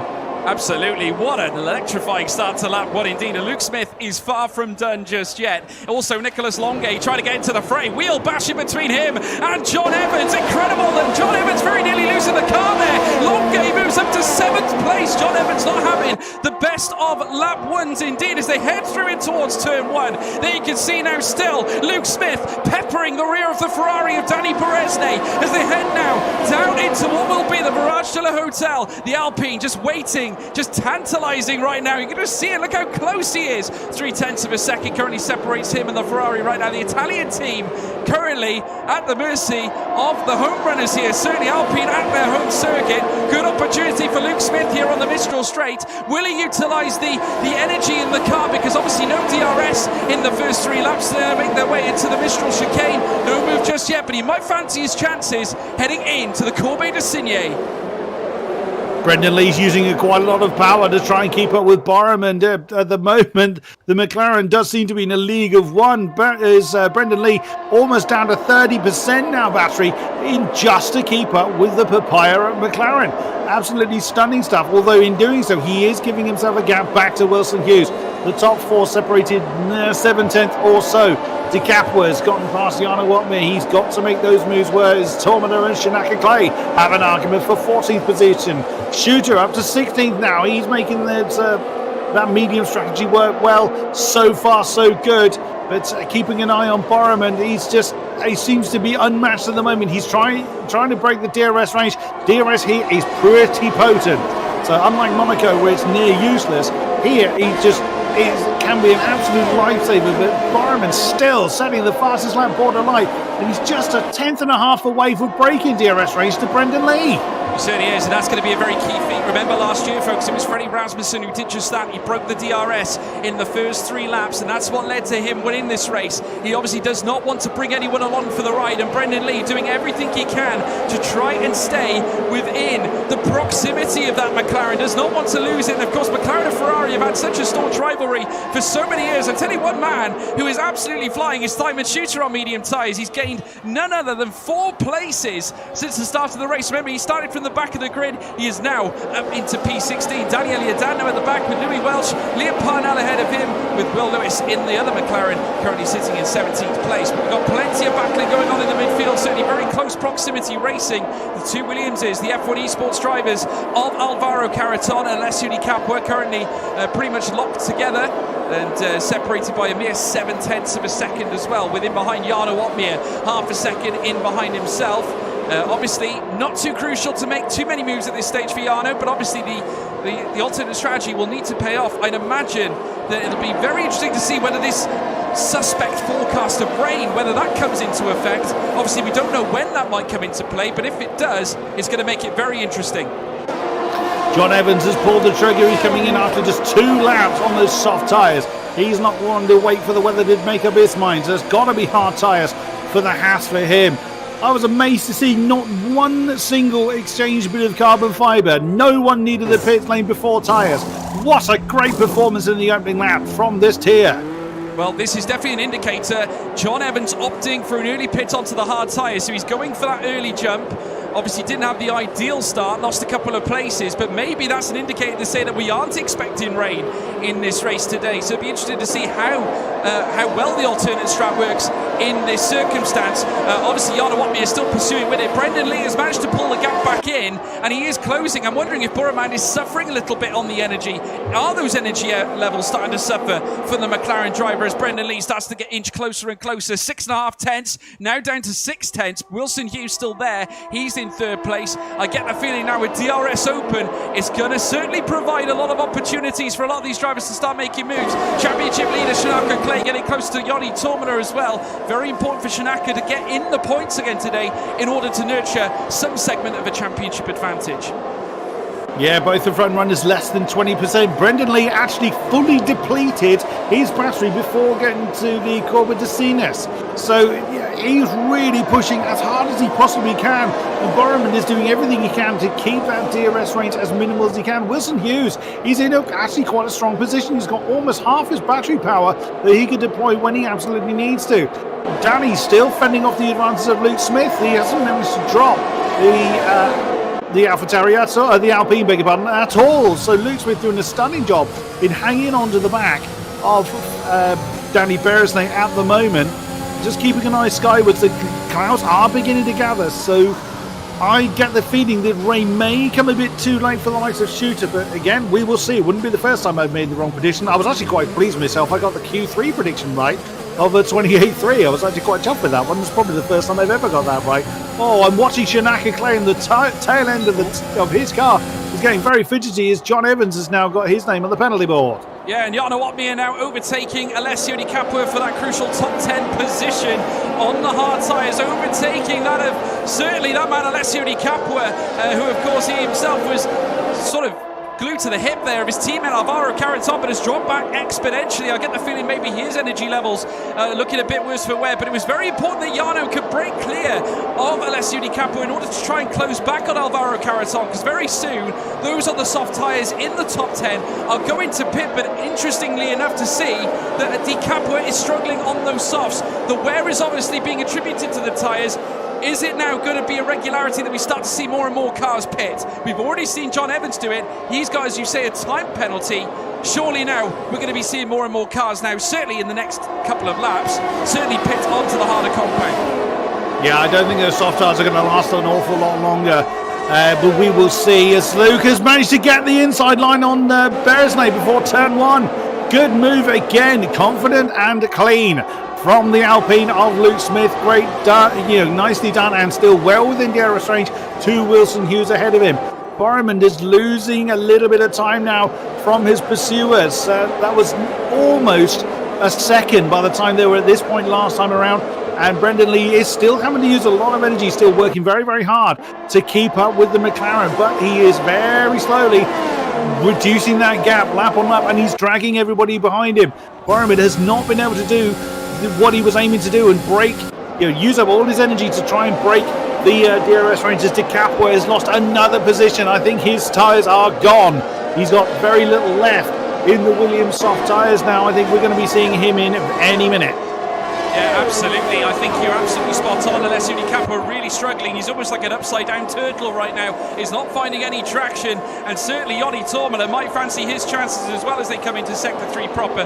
There you see the AlphaTauri ahead of him. Certainly Alessio Di Capua trying to hold on to P12, already losing places by the moment, but there you can see the difference in traction, and Alessio Di Capua is a sitting duck. Here comes Joni Tormala now, heading through the next left-hander, and of course the AlphaTauri doesn't want to be certainly left behind this Williams. And interestingly enough, Alessio Di Capua still opts not to box as they head through the final corner. Huge opportunity now for Joni Tormala. DRS opened up though indeed for Alessio Di Capua as he now holds on to it, heading down through towards turn one. The gap still remains at around 0.5 of a second between Barry Burman and Brendan Lee. Still plenty of laps left though, 20 laps ahead of us certainly in this French Grand Prix, and it's going to be a corker to say the least, but I get the feeling that Di Capua's number might be up. Yeah, I think he's pushed that too long. He's burned the best out of those soft tyres. I'm fully expecting him to plummet through the field. Maybe he was hoping for early rain, but either way, his race is very, very much compromised. I'm still keeping a very firm eye on Luke Smith, who's done an absolutely cracking job of keeping those ahead of him company, as Brendan Lee's now right on the diffuser of the McLaren. Now Borman is going to have to really defend hard. Now the energy advantage is gone to Brendan Lee. He's got a bit more energy in the tank than Borman does. So Borman tried his best to break the DRS early, but it hasn't worked, as Luke Smith also getting very, very close to Wilson Hughes. He knows better than to try and move here. Almost joins the AlphaTauri in his car there, as did Luke Smith, but keeping everything nice and steady. Overtaking opportunities need a bit more work here than you would imagine. Again, Di Capua just continuing to plummet like a stone in the Williams. He's surely got to come in. Looking at the clouds, they're nowhere near ready to rain, so surely he's going to have to come in. Formula Danny does. Danny Beresnay has brought his Ferrari in. That's going to pull the trigger for a number of other cars, I reckon. think you're absolutely spot on. Danny Beresney into the pit lane. Barry Burman still holding the lead though. Brendan Lee in behind. 4:10 still the gap. Wilson Hughes in behind as well. Luke Smith getting oodles of traction out of turn 2 and now going to make his way down towards turn 3. I have to say Wilson Hughes might be in trouble here as they make their way through the first chicanes and through the barrage to L'Hotel, into the barrage to Camp, round the next right now the barrage to Saint-Éban, leading into Lignée Droit to Mistral as now they make their way through this next right-hander now, heading out into turn 7. There you can see Luke Smith, who I have to say is having a stunning start to his season in PSGL, picking up points left, right and centre. 4 points at the British Grand Prix, 8 points at Monaco, and I'm sure he'd love to follow that up with good points here today at France, as once again Alessio Di Capua drops down again, P15, and falls behind Will Lewis. Here's a chance now for Luke Smith, getting closer and closer to the rear of the AlphaTauri. Might try it now, heading in towards turn 10, hangs on the rear there of the AlphaTauri, once again heading in towards turn 11, cannot find a way through. Does he try deep dive, heading through this very tricky right-hander? He could nurse it into the inside. No, covering off nicely is that of Wilson Hughes, but plenty more to come. The closer they get, the more dramatic it gets, Chris. Yeah, 100%. Also keeping an eye on Simon Shooter to see what he does. He's keeping Johnny Tormler at company at the moment as Di Capua loses yet another place. And there we go. We've got people coming into the pits. That's not ideal for Emulo either. That's usually followed shortly after by a retirement. So 4 of the top runners in. So that Brendan Lee's come in, Luke Smith, Dario Mueller and Simon Weigang to get rid of their soft tyres. They're not waiting for the weather to change either. Now what can they do? They're going to have comparatively clean air. Let's see if the undercut's going to work for them. I reckon it will. I think the soft tyres are going to have comparatively not enough left to make anything do with it. And John Evans has retired. He's brought his car in. He did make a mistake on his lap that dropped him a very, very long way back. And John Evans is the first victim of the race. Certainly is, and here's the Flying Dutchman, Jarno Opmeer, half a second behind Alvaro Caraton, who is slightly exposed because he is outside of any DRS gap between him and Nicolas Longuet. Wilson Hughes as well, getting closer and closer to that of Barry Burman. Those two are still pretty much locked together, heading through the next chicane. Can Wilson Hughes make the most of it here as they make their way down through towards the next right-hander? Longuet still hanging on the rear there in third place. Hasn't done too badly off the back of the pit stops made by the first contingent, so by the time he goes in, he's hoping that he's done enough in his in-lap in order to maybe jump those that have already boxed. We'll have to wait and see whether he can pull it off as they make their way through. Yanni Tormler is also starting to gain as well on Jake Benham, so he's getting real close, right in the top 10. Nothing separates anybody at this moment in time. It's a job to know who's going to move first, as now we're watching Barry Burman into the next left. He is going to box now. In they come. Burman, Hughes, Longuet as well, as the AlphaTauri got so close to the rear of Barry Burman's McLaren. I was going to say, he tried to join McLaren rather physically then. That got rather uncomfortable for Burman. Now Alvaro Caraton takes over the lead. Jarno Opmeer second, Jake Benham third. Very nice effort there. Brendan Lee and Beresney swap round rather planned. Oh wow, as Luke Smith nearly hits the back of Beresney. Now curiously, Beresney's on hard, whereas everyone else has gone onto medium tyres. A bit of an odd decision there, I think, but it may well prove to be. It may well go his way a bit later on, as Shooter now adds his name to the penalty board, up into 5th position. Now those medium tyres should have plenty of beef left on them as yet, but Brendan Lee is now, wow, look at the difference. Oh, he's way ahead of Burman. That's gone horribly wrong for the McLaren. Now it's very much advantage Ferrari. It is indeed. Brendan Lee looking to repair the damage that was done at Monaco. He did get points, but I'd imagine he would have wanted a win as he makes his way in towards the Mistral chicane. My tip for this race is looking pretty strong as they head through, and I'm looking forward to seeing what comes out of it. Certainly in behind Luke Smith as well. Danny Beresney, Ferrari on for potential good points here today. Barry Burman's got a lot of work to do though. You can see the McLaren right in the distance, in behind him Wilson Hughes as well. But how key is this bone of contention? The fact that Luke Smith and Danny Beresney are stuck in between Brendan Lee and Barry Burman is going to be intriguing, but we haven't yet factored in though at all, Chris, the fact that we've still got Caraton, Opmeer and Benham in the mix. How powerful is that overcut going to be?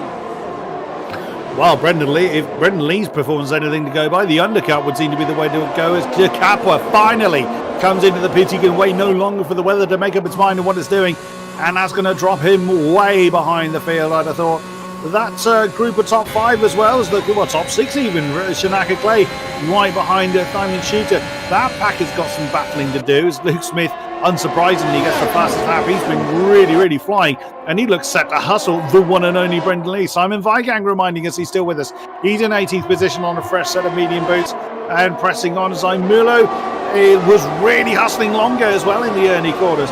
Couldn't quite make it work just yet. There's battles everywhere. It's always what we love to see. It certainly is. Longa, incidentally, managing to overtake Dario Mulo down the home straight in towards turn 1, so looking very strong indeed. Incidentally, though, the Mercedes out in front right now is starting to close on Caraton. It's making things slightly uncomfortable for the Williams driver. Jana Wanmir currently sitting in behind, taking the tow, utilising the DRS, as well as in behind his teammate, Jake Benham. And certainly the two Mercedes looking rude health, looking like they're helping each other out. Jake Benham obviously providing the helpful service of keeping Simon Shooter back, as well as Yoni Tormala. Shanaka Clay right on the rim of this pack as well. Plenty of them all around this track right now, trying to find their way through Paul Ricard. In behind, you can see them all lined up, ready to go. You can see this cluster of cars, including Will Lewis, as well as Liam Parnell. They're the second string. And then, of course, there's Brendan Lee leading the other contingent round as well. You've got 3 separate groups of cars right now. It's extraordinary, Chris. It's a job to know what to look upon, as now we're seeing them hurtle down towards turn 1. I'll tell you what's gone, though, is the shadows. The sun has disappeared, so the weather could actually be set to turn very much perfectly timed for those starting on the hard tyres. This is not decided at all, so those that were saying it was going to rain may well be proven right just yet. They could well be, and you have to wonder whether the option to go on to early mediums might have been a really bold call. We'll have to wait and see. Obviously, Danny Beresne knocked on the hard tyres. Now, that'll be put to the test shortly, as now we're seeing Barry Burman instantly having a nose down the inside of Danny Beresne. Could not quite pull it off, but it got so close between the pair as they now come through the next right-hander. Opportunity now for Barry Burman, surely, as long as he can keep the throttle down, and it's heading through now the next left, soon to be the Mistral Straight. There you can see Beresne, who's nursing a 2/10 advantage. He's not going to have it for long, though. Here comes Burman, near side now, as they come into the Mistral chicane. The McLaren deep dives now and tries to move up into an MP3. Burman into P13, beats the Ferrari of Danny Beresne. Grandiose move by the rapidly fast McLaren driver.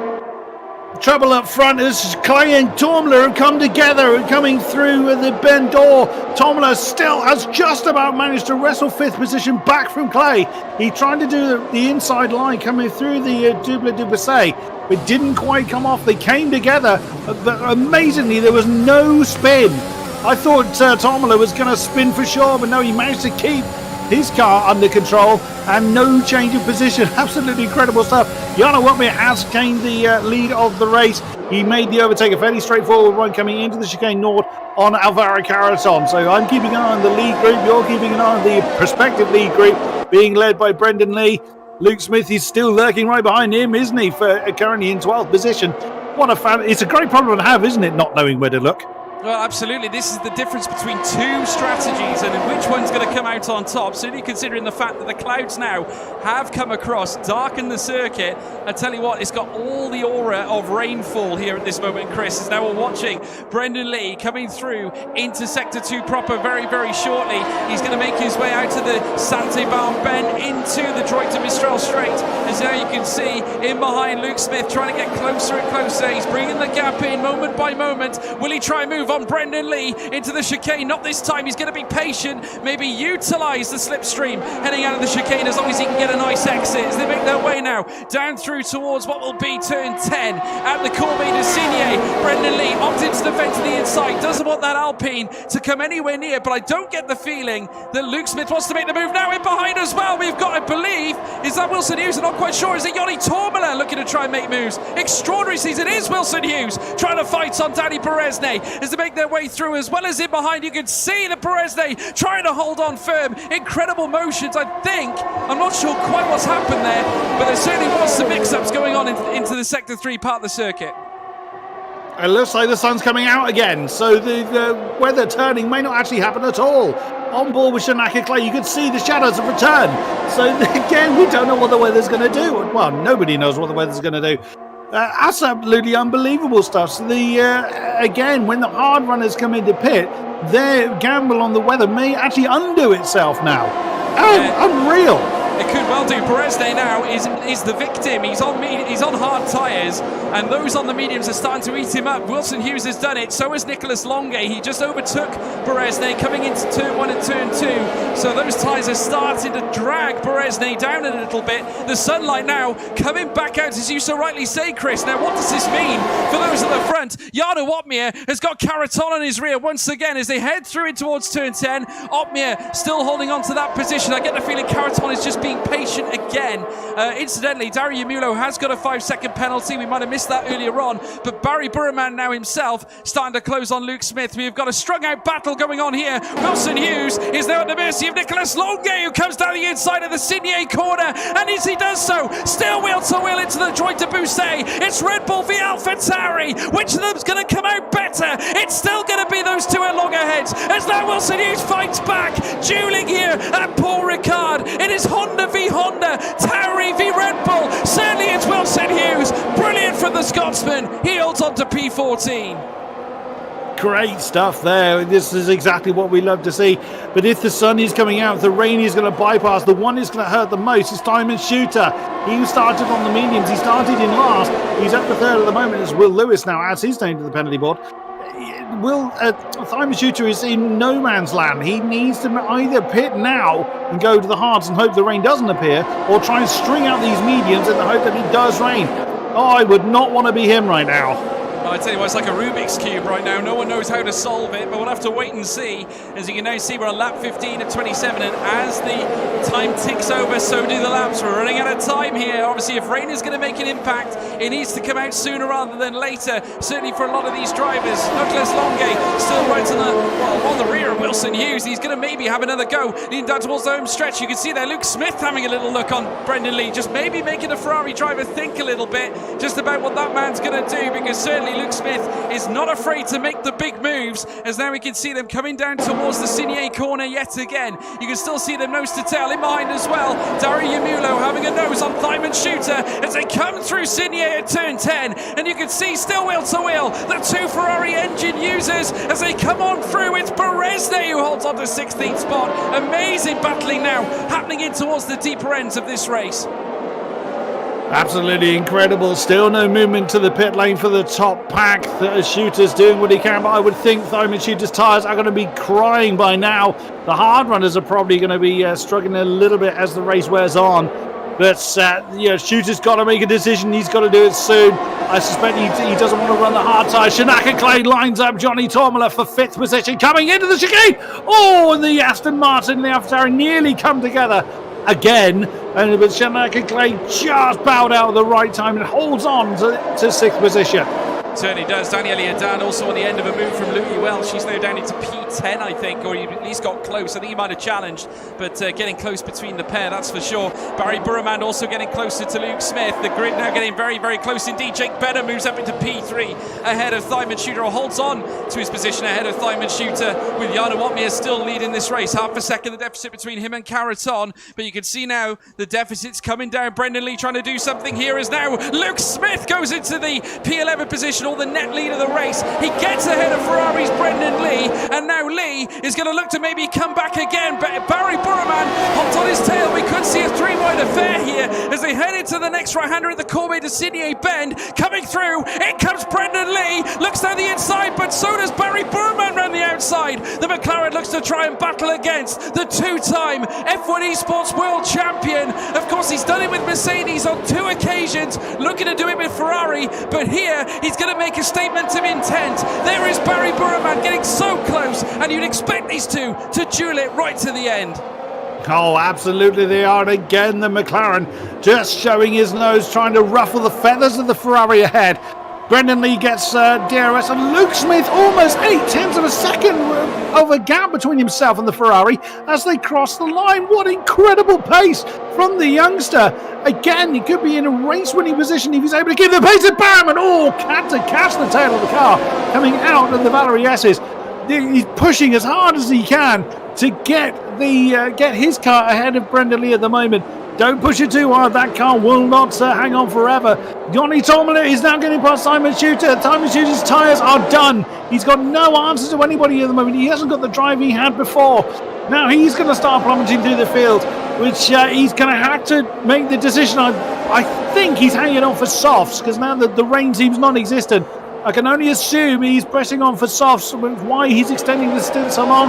It's Shanaka and Clay now side by side with the Alfa Romeo coming into the Dubisay.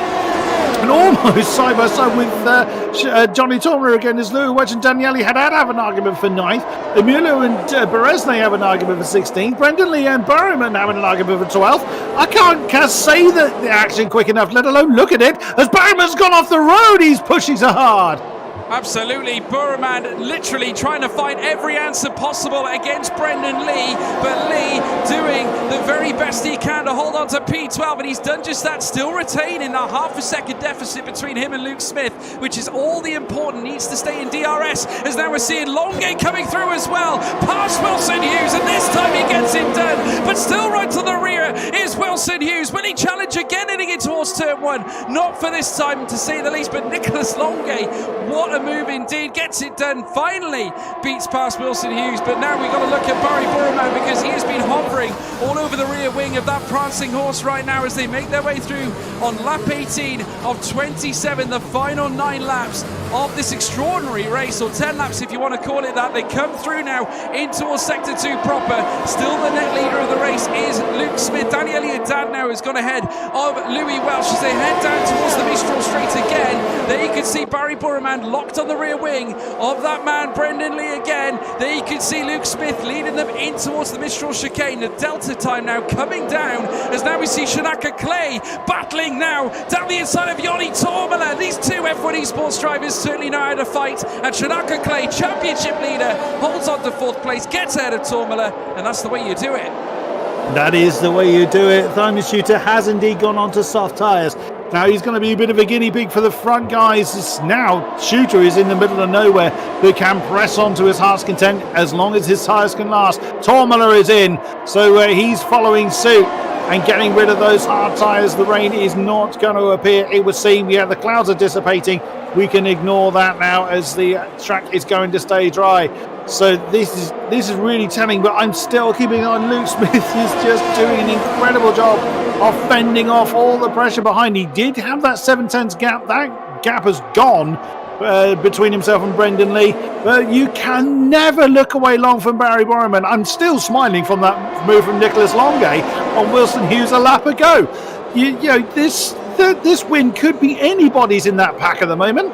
Well, we just can't clock it at this moment in time. Certainly it's a split divide in between who's going to win this race. Those on the reverse strat, or those who were still out and about, currently on their medium tyre sets. Certainly it'd be interesting to see who comes out on top. But now we're seeing Barry Burman, who now looks for another opportunity on Brendan Lee. Will certainly have a chance at the Mistral chicane. Lee opts to defend again to the inside. Luke Smith also in the fight. Brendan Lee trying to find a way through, cannot do that. But Barry Burman had to back out very nearly. Could it become at the mercy of certainly Brendan Lee and Luke Smith, but here comes Burman now. Corbett is sitting into the turn 3 wide now. Brendan Lee now looks to overtake Smith. Burman comes to join the fight. They go wheel to wheel, side by side through turn 11. Brendan Lee on top. He retakes the net lead in P9. Barry Burman now with Luke Smith trying to fight back. Extraordinary, Chris.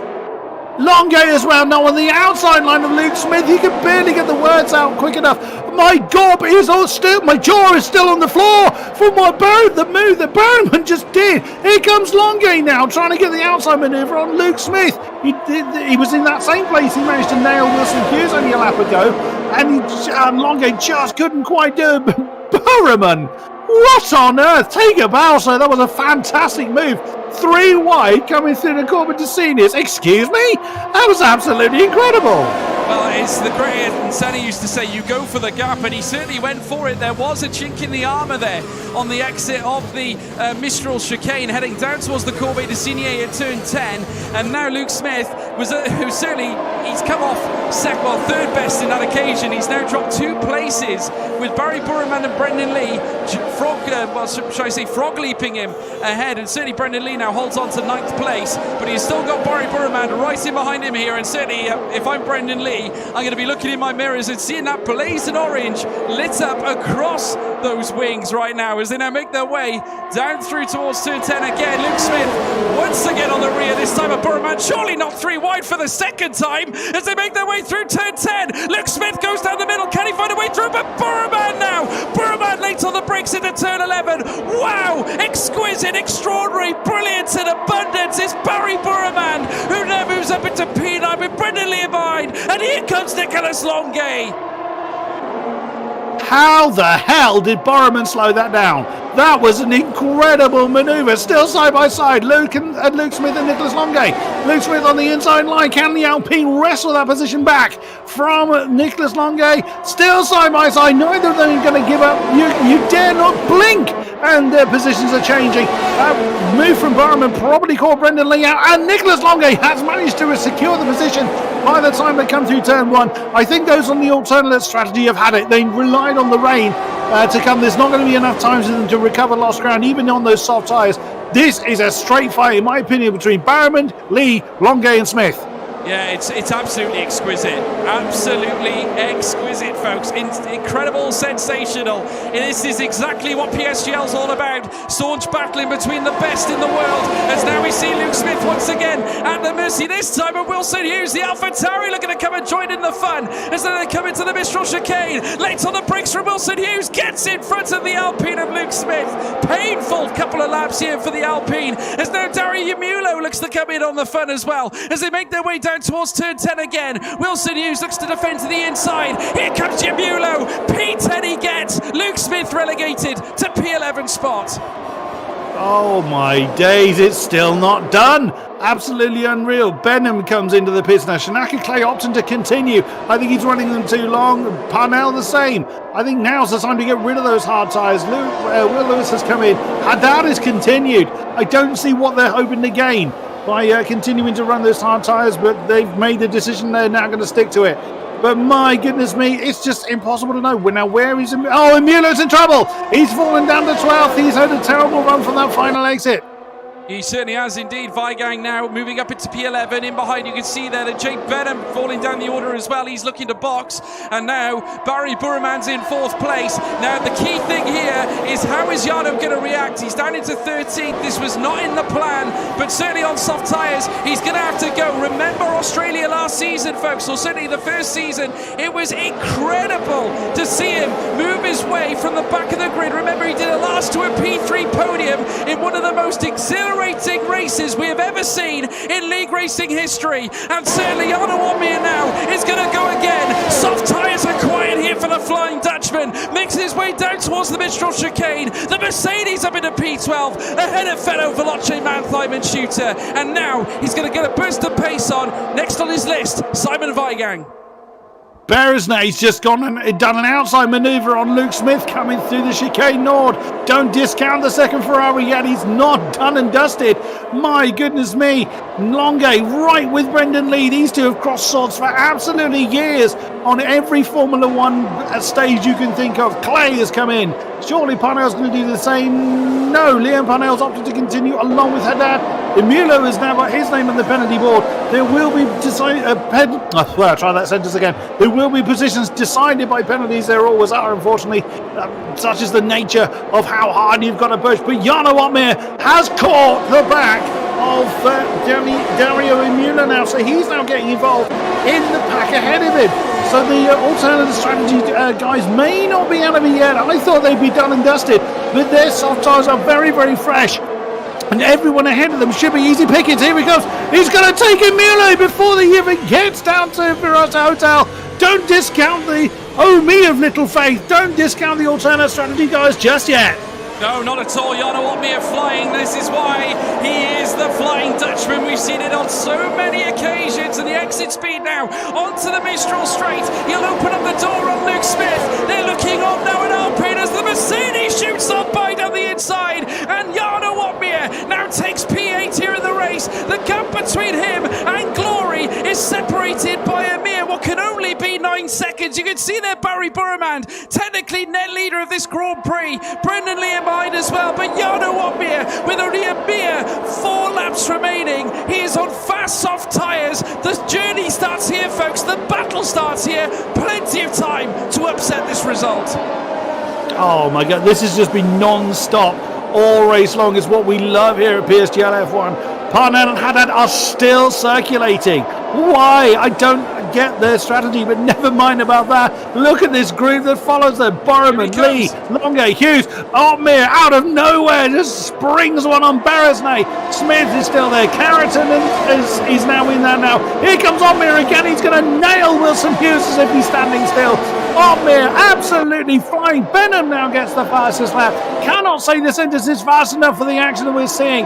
This is Opmeer in a net 4th, staring at Longe, Lee and Borman as they continue to argue who wants the podium positions. Oh no, that's Johnny Tormler out of the running with that 3-second penalty.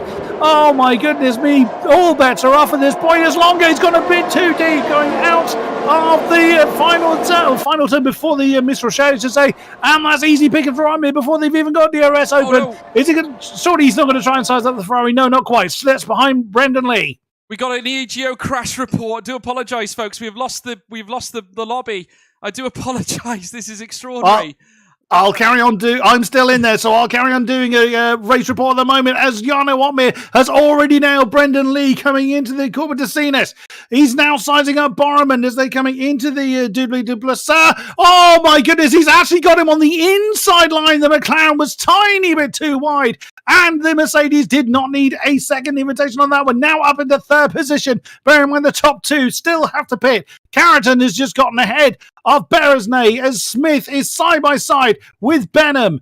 Benham needs to try and get this one done. He's on the soft tyres. Luke Smith on the 15-lap all mediums. Parnell and Haddad still have not pitted. Imilo is in the pits and has retired his car. Oh no, Dario Imilo is out of this race. He will not. That was from a point-to-point position, so not sure what happened to Imilo. Maybe he had damage in the closing stages, who knows? But Opmeer is 6 lengths ahead, and Longo's off! Nicholas Longo spun on the exit of the initial chicane, of the Valerie chicane. He's trying to get that one pointed the right way. He's got, I don't know whether it's damage or he's overheated his tyres. He's down to 17th place, Nicholas Longo. Oh no, from a potential podium, is now completely out of the running. Unbelievable how quickly this is changing. Oh my goodness, how are you getting on there, George? You want me to carry on screaming for a while? I need an invite, if anything, Chris. I need someone to give me an invite.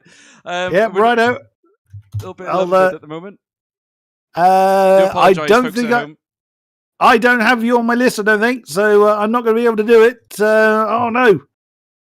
I've got an idea. It's a brainwave. But we'll give it a go. We're going to try and get Jarno Opmeer's stream on my screen instead, so hopefully that'll give us something to see. So bear with me, folks. You should be able to join off of one of them, as I'm watching Timon Shooter on the inside line of Luke Smith coming through the Trotter de Busset, still side by side as they come up to the Bendor. And still side by side as they've gone through Bendor. Timon Shooter going slightly off the road. Has got to let Luke Smith back into 10th, which he does. Now coming into Ferraz de Tour. Can he get it done? Shooter knows in the lead. Yes, he's got the inside line for the final turn. Trouble in Sector 2, that is Longe still struggling. So Beresnay's gotten ahead of Hughes. Shooter ahead of Luke Smith, and Tormler has now gotten ahead of Luke Smith as well. And this challenging time, and Shooter coming into the first turn. Can't get it done. Shanaka Clay has just nailed Luke Smith. Luke Smith going backwards at a rate of knots. Still, the top 2 have not pitted, and they're going to be joined by Jarno Opmeer any minute. Jarno Opmeer now leads Barry Borman by 2.3 seconds. Absolutely unreal.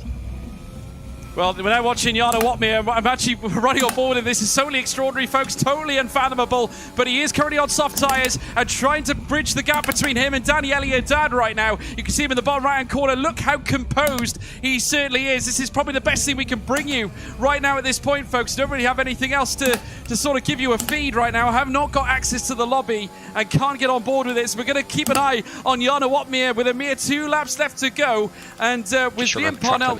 Sorry, my stream is so currently laggy. leading the way. We're currently hearing the team radio there between or certainly the engineer of Jarno Opmeer and his team as they were watching them make their way out of the chicane now, leading down towards the Corbeil de Signé. A very, very calm and collected Jarno Opmeer, fresh from the race of champions, now makes his way down towards turn 10. Liam Parnell currently in front, but he's being joined now by Daniel Haddad as they come through now in towards turn 11. Certainly as we're seeing the Aston Martin and the Red Bull come together. Parnell holds on for now, but this is all bringing Jarno Opmeer into the fray as well. Barry Burman currently in 4th place. The gap is starting to spring outwards here now.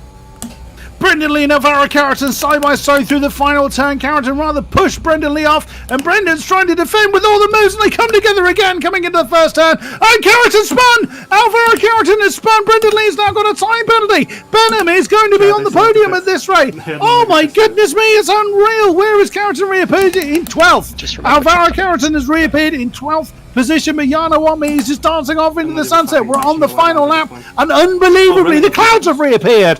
So the rain may yet come along. Liam Parnell is on the intermediate tyres. I mean, why not? Bung him on for all the laughs. Why not?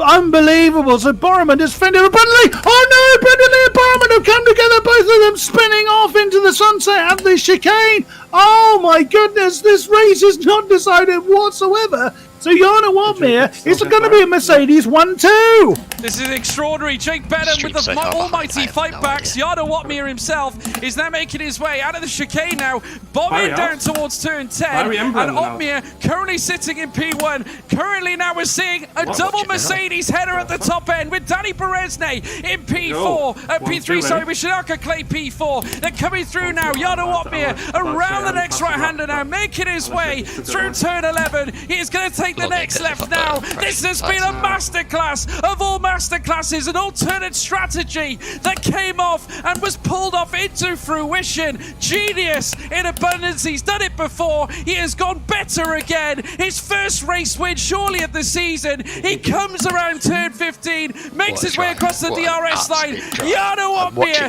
has won the French Grand Prix. Sensational. Jake Benham followed him over. Shinaka Clay actually managed to overtake Danny Beresne on the run from the final turn down to the line to take the last podium spot. Great effort there from Shinaka Clay. Oh my goodness, Danny Beresne 4th, Wilson Hughes 5th, Luke Smith 6th, Barry Borman led for so long, finished 7th by less than a 10th from Tormala, Simon Van Gogh 9th, Carrington 10th, Brendan Lee finishing in 13th following that impact. Well, amazing stuff, folks. Incredible. We are here now back in the commentary box. I'm blown away by this. I'm going to put this stream off now, but we're back now in the commentary box. This is the most random broadcast I've ever pulled off. I can't believe we just used someone's stream to pull this off. I hope that was okay, everybody. We recovered somehow. We brought you a race. We brought you some action. It came down to the final couple of laps. We got Jarno Opmeer's feed. We had to use it. I couldn't get back into the lobby. So, you know, there's always a fix somewhere. There's always a fix. There's always a way. But amazing. Amazing. But what a race. I mean, Chris, how do we sum that up? How did Mercedes pull that off? Not a clue. I have no idea how to sum that up, if I'm honest. And believe it or not, it did actually start to rain after De Capua, who was last man over the line. Just as he crossed the line, the heavens opened. So it did technically rain. So we'll give people that. Oh, my goodness me. Did I not say that if Jarno Opmeer can do anything in any condition? Absolutely unreal. Being that you're out of the lobby, I'll just go through the positions once again. Jarno Opmeer, Flying Dutchman on the top spot. Jake Benham, 2nd. Shinaka Clay, 3rd. Danny Beresne, 4th. Wilson Hughes, 5th. Luke Smith in 6th. Barry Borman, 7th. Yoni Tormala in 8th. Simon Weigand, 9th. Alvaro Carrington in 10th position. Timon Shooter, 11th. Will Hughes, 12th. Will Lewis, I'm now muddling up people's names. Brendan Lee, 13. Louis Welch 14, Daniele Hanna 15, Liam Parnell 16, Nicholas Longa in 17th with the fastest lap of the race on the final lap. Alessia De Capua in 18. We lost Dario Mueller and John Evans. Yeah, unfortunately we lost them, but I have to say, what an incredible moment, to say the least. We certainly brought about a classic of sorts. Obviously, we didn't get to see some of the action towards the end, which we did miss. Unfortunately, the game just crashed. We lost those screens, so deepest apologies, everybody. But we got back to at least get some footage for you, to at least see Jarno Opmeer across the line in first place. Though plenty of action was brought about, plenty of three-wide situations through the Corbeil de Signé bend. amazing to see that get pulled off as well. Incredible racing between the lot of them, but naturally now the championship is still wide open. Jarno claiming his first win of the season. That now pushes him right up the table, not to mention Jake Benham back in the points. That could certainly boost his championship prospects, but I mean, I just don't know where to start, really. I mean, the strategies were thrown out the window. There was talks of rain. The clouds did come, but we didn't get the droplets. We didn't get the key essence of what a black sky brings us. And certainly there was no rain, Chris, and that certainly did murder a few strategies, I think. He absolutely did, but he didn't seem to stop those on the alternate strategy. I thought they were mullered. I thought they were absolutely dead in the water. Because to me, it seemed like they were relying on the rain much earlier. Oh, shows what I know. Struth alive. They all came good right towards the end of the race, but at the perfect time. Absolutely brilliant stuff. Oh my God. How the hell am I going to recover from that? Oh, I don't know, but certainly it's going to throw a spanner in the works when it comes down to the championship standings, which will be released very, very soon, folks. Obviously, they have the stewarding decisions that come through. A lot of footage gets reviewed, etc. So you'll have updated standings heading in towards your next stream anyway. But I have to say, what a mesmeric performance, to say the least. Another Jarno Watmir masterclass moment that we've seen plenty of in the past, certainly here at PSGL. Amazing, certainly to watch it all unfold again. We saw it at Australia previously when he was fighting with Burremand for the title, and he's done something very, very similar yet again. And I have to say, I was glad I was here to see it and do it as well, and bring it to you guys, certainly on the broadcast as well. I mean, if you enjoyed that, please obviously let us know in the live chat. What are your comments on the race? I mean, it was absolutely superb. I just want to say a massive thank you to everybody for all the support. We pretty much blitzed 2,000 viewers live on this broadcast. That is incredible, folks, with all of you getting on board. So many likes as well. If you haven't done so already, please make sure you leave a like as well. We're going to keep on board for the time being, because obviously we might have some driver interviews as well, so I'll keep you up to date with what goes on. But Chris, I mean, it's a job to know where the championship is going to go, so naturally we'd be fools to sort of pinpoint a particular driver right now, but certainly giving Jarno Watmir that chance of a race win, him claiming that race win, that's got to give him some forward momentum, isn't it?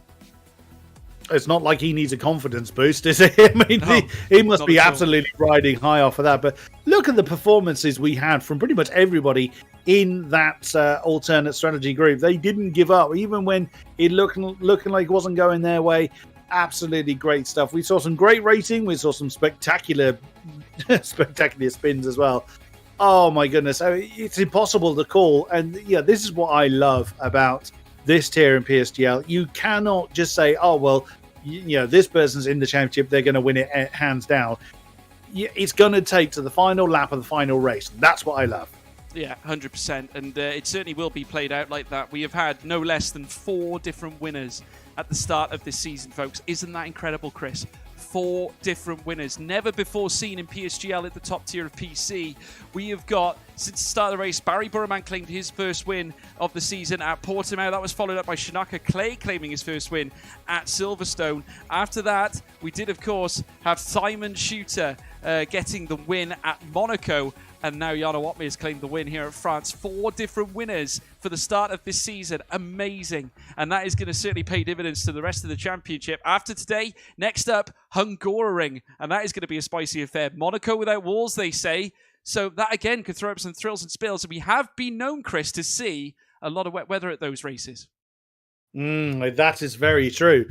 Yeah, Hungary is such a challenging circuit. You've got to get that flow right. Otherwise, you are going to be absolutely dead in the water. But before we go into that, there is someone wanted to have a chat to us. There certainly is. Shanaka Clay is joining us here in the commentary box. And I've got to say, Shanaka, that was a very ding-dong affair out there. Certainly, it seemed to be all go, go, go from the very start of the race. It all got a bit flustering towards the end. There were talks of rain, then talks of a dry track. Just talk about the strategy. How much did it change? Did you have to think on the spot a lot in that race? Yeah, I think it was another one of those races. I feel as if it's happening a lot these days, that you just don't know what's going to happen until the very last moment.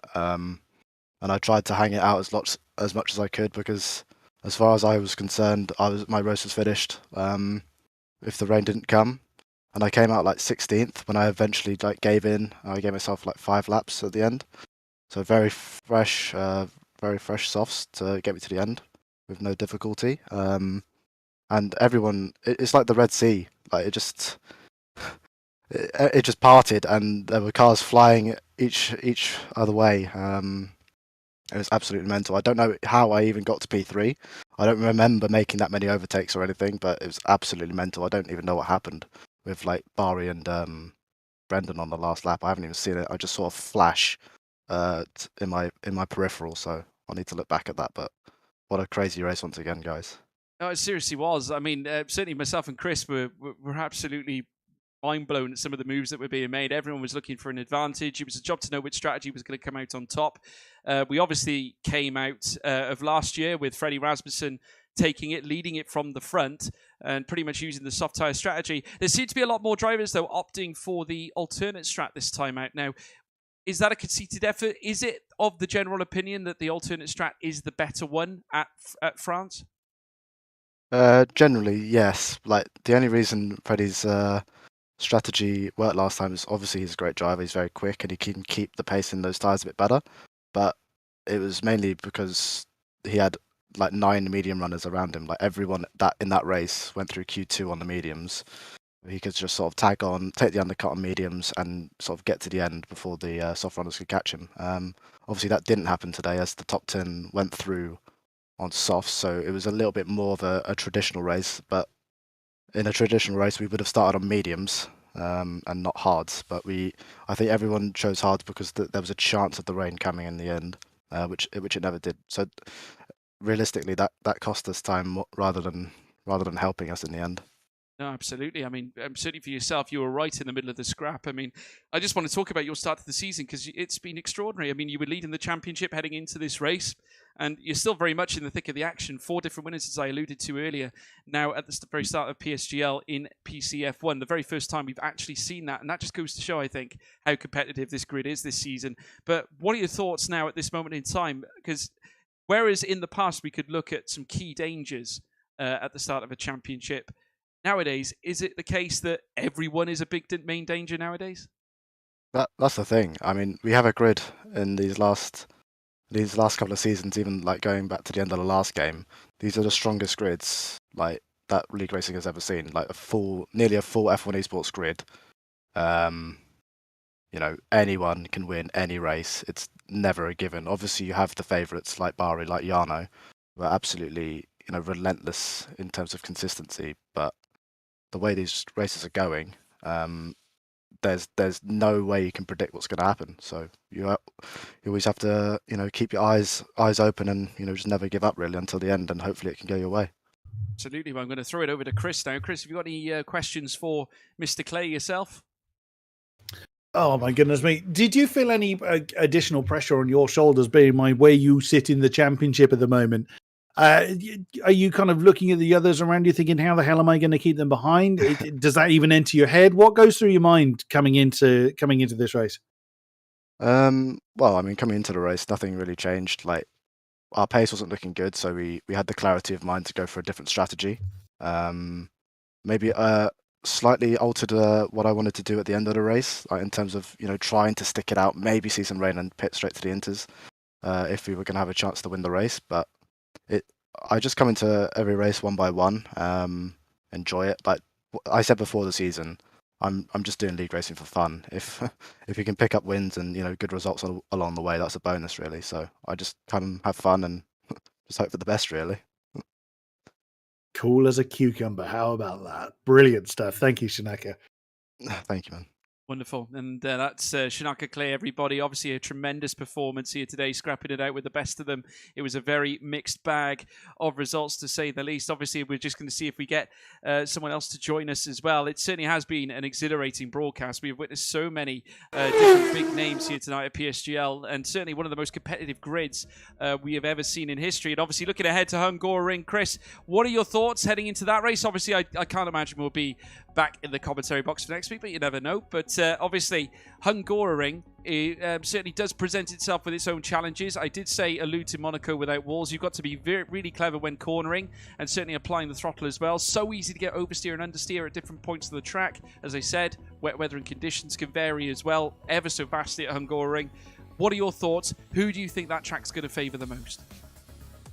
Oh, not a clue on the latter part of that. But, Hungaroring is all about rhythm. It's just finding that groove that works for you.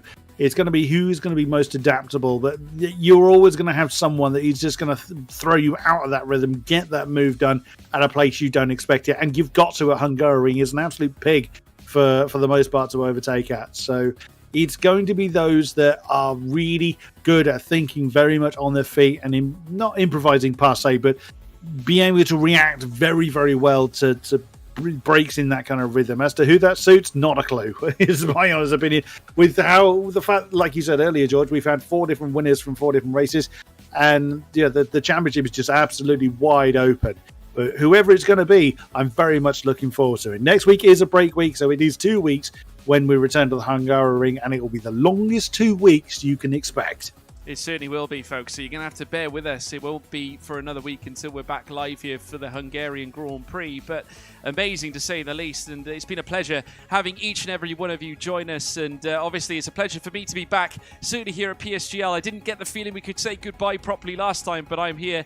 It's never really goodbye, folks. I'm always around. I'm always here supporting League Racing. I'm in the live chat with all of you as spectators as well, watching these incredible races, obviously commentated by Ginger Andy and Dan Field, who I'm sure will be back ready for the Hungaroring coming up very, very soon. But I would just like to say a massive thank you to each and every one of you for your support to PSGL. If you haven't done so already, please make sure you leave a like and also a subscribe to the channel. Don't forget as well, you can check out PSGL on Twitter. That's Premier Sim GL. You can find them on Twitter and you can get in contact. Also stay up to date with all the standings, upcoming races, upcoming broadcasts, plenty of them here at PSGL. They run so many different tiers, and if you fancy racing yourself, you can also submit your times as well when the window opens and get involved in the racing action. Of course, if you want to check me out as well, my Twitter handle is @GeorgeMorganTV. I am, of course, commentating a vast different array of motorsports this season, and certainly there's going to be lots of incredible, exciting announcements coming your way very, very soon. And if you would, Chris, would you like to share your tag as well, if you please? Very kind of you, George. I am King Kodiak _UK, and you can see what I'm up to and what nonsense I'm getting myself involved with. Absolutely. Good nonsense always, Chris, and never to say the least. But I have to say, thank you ever so much, every single one of you. Today, it was Jarno Watmir pulling off one of the most spectacular performances we've seen in a long, long time. He's taken the 4th win, or the 4th race of the season, as his first victory. This season is season 30. Brace yourselves, folks. I think there's going to be more to come. We'll see you soon at Hungaroring. Thank you. Goodbye.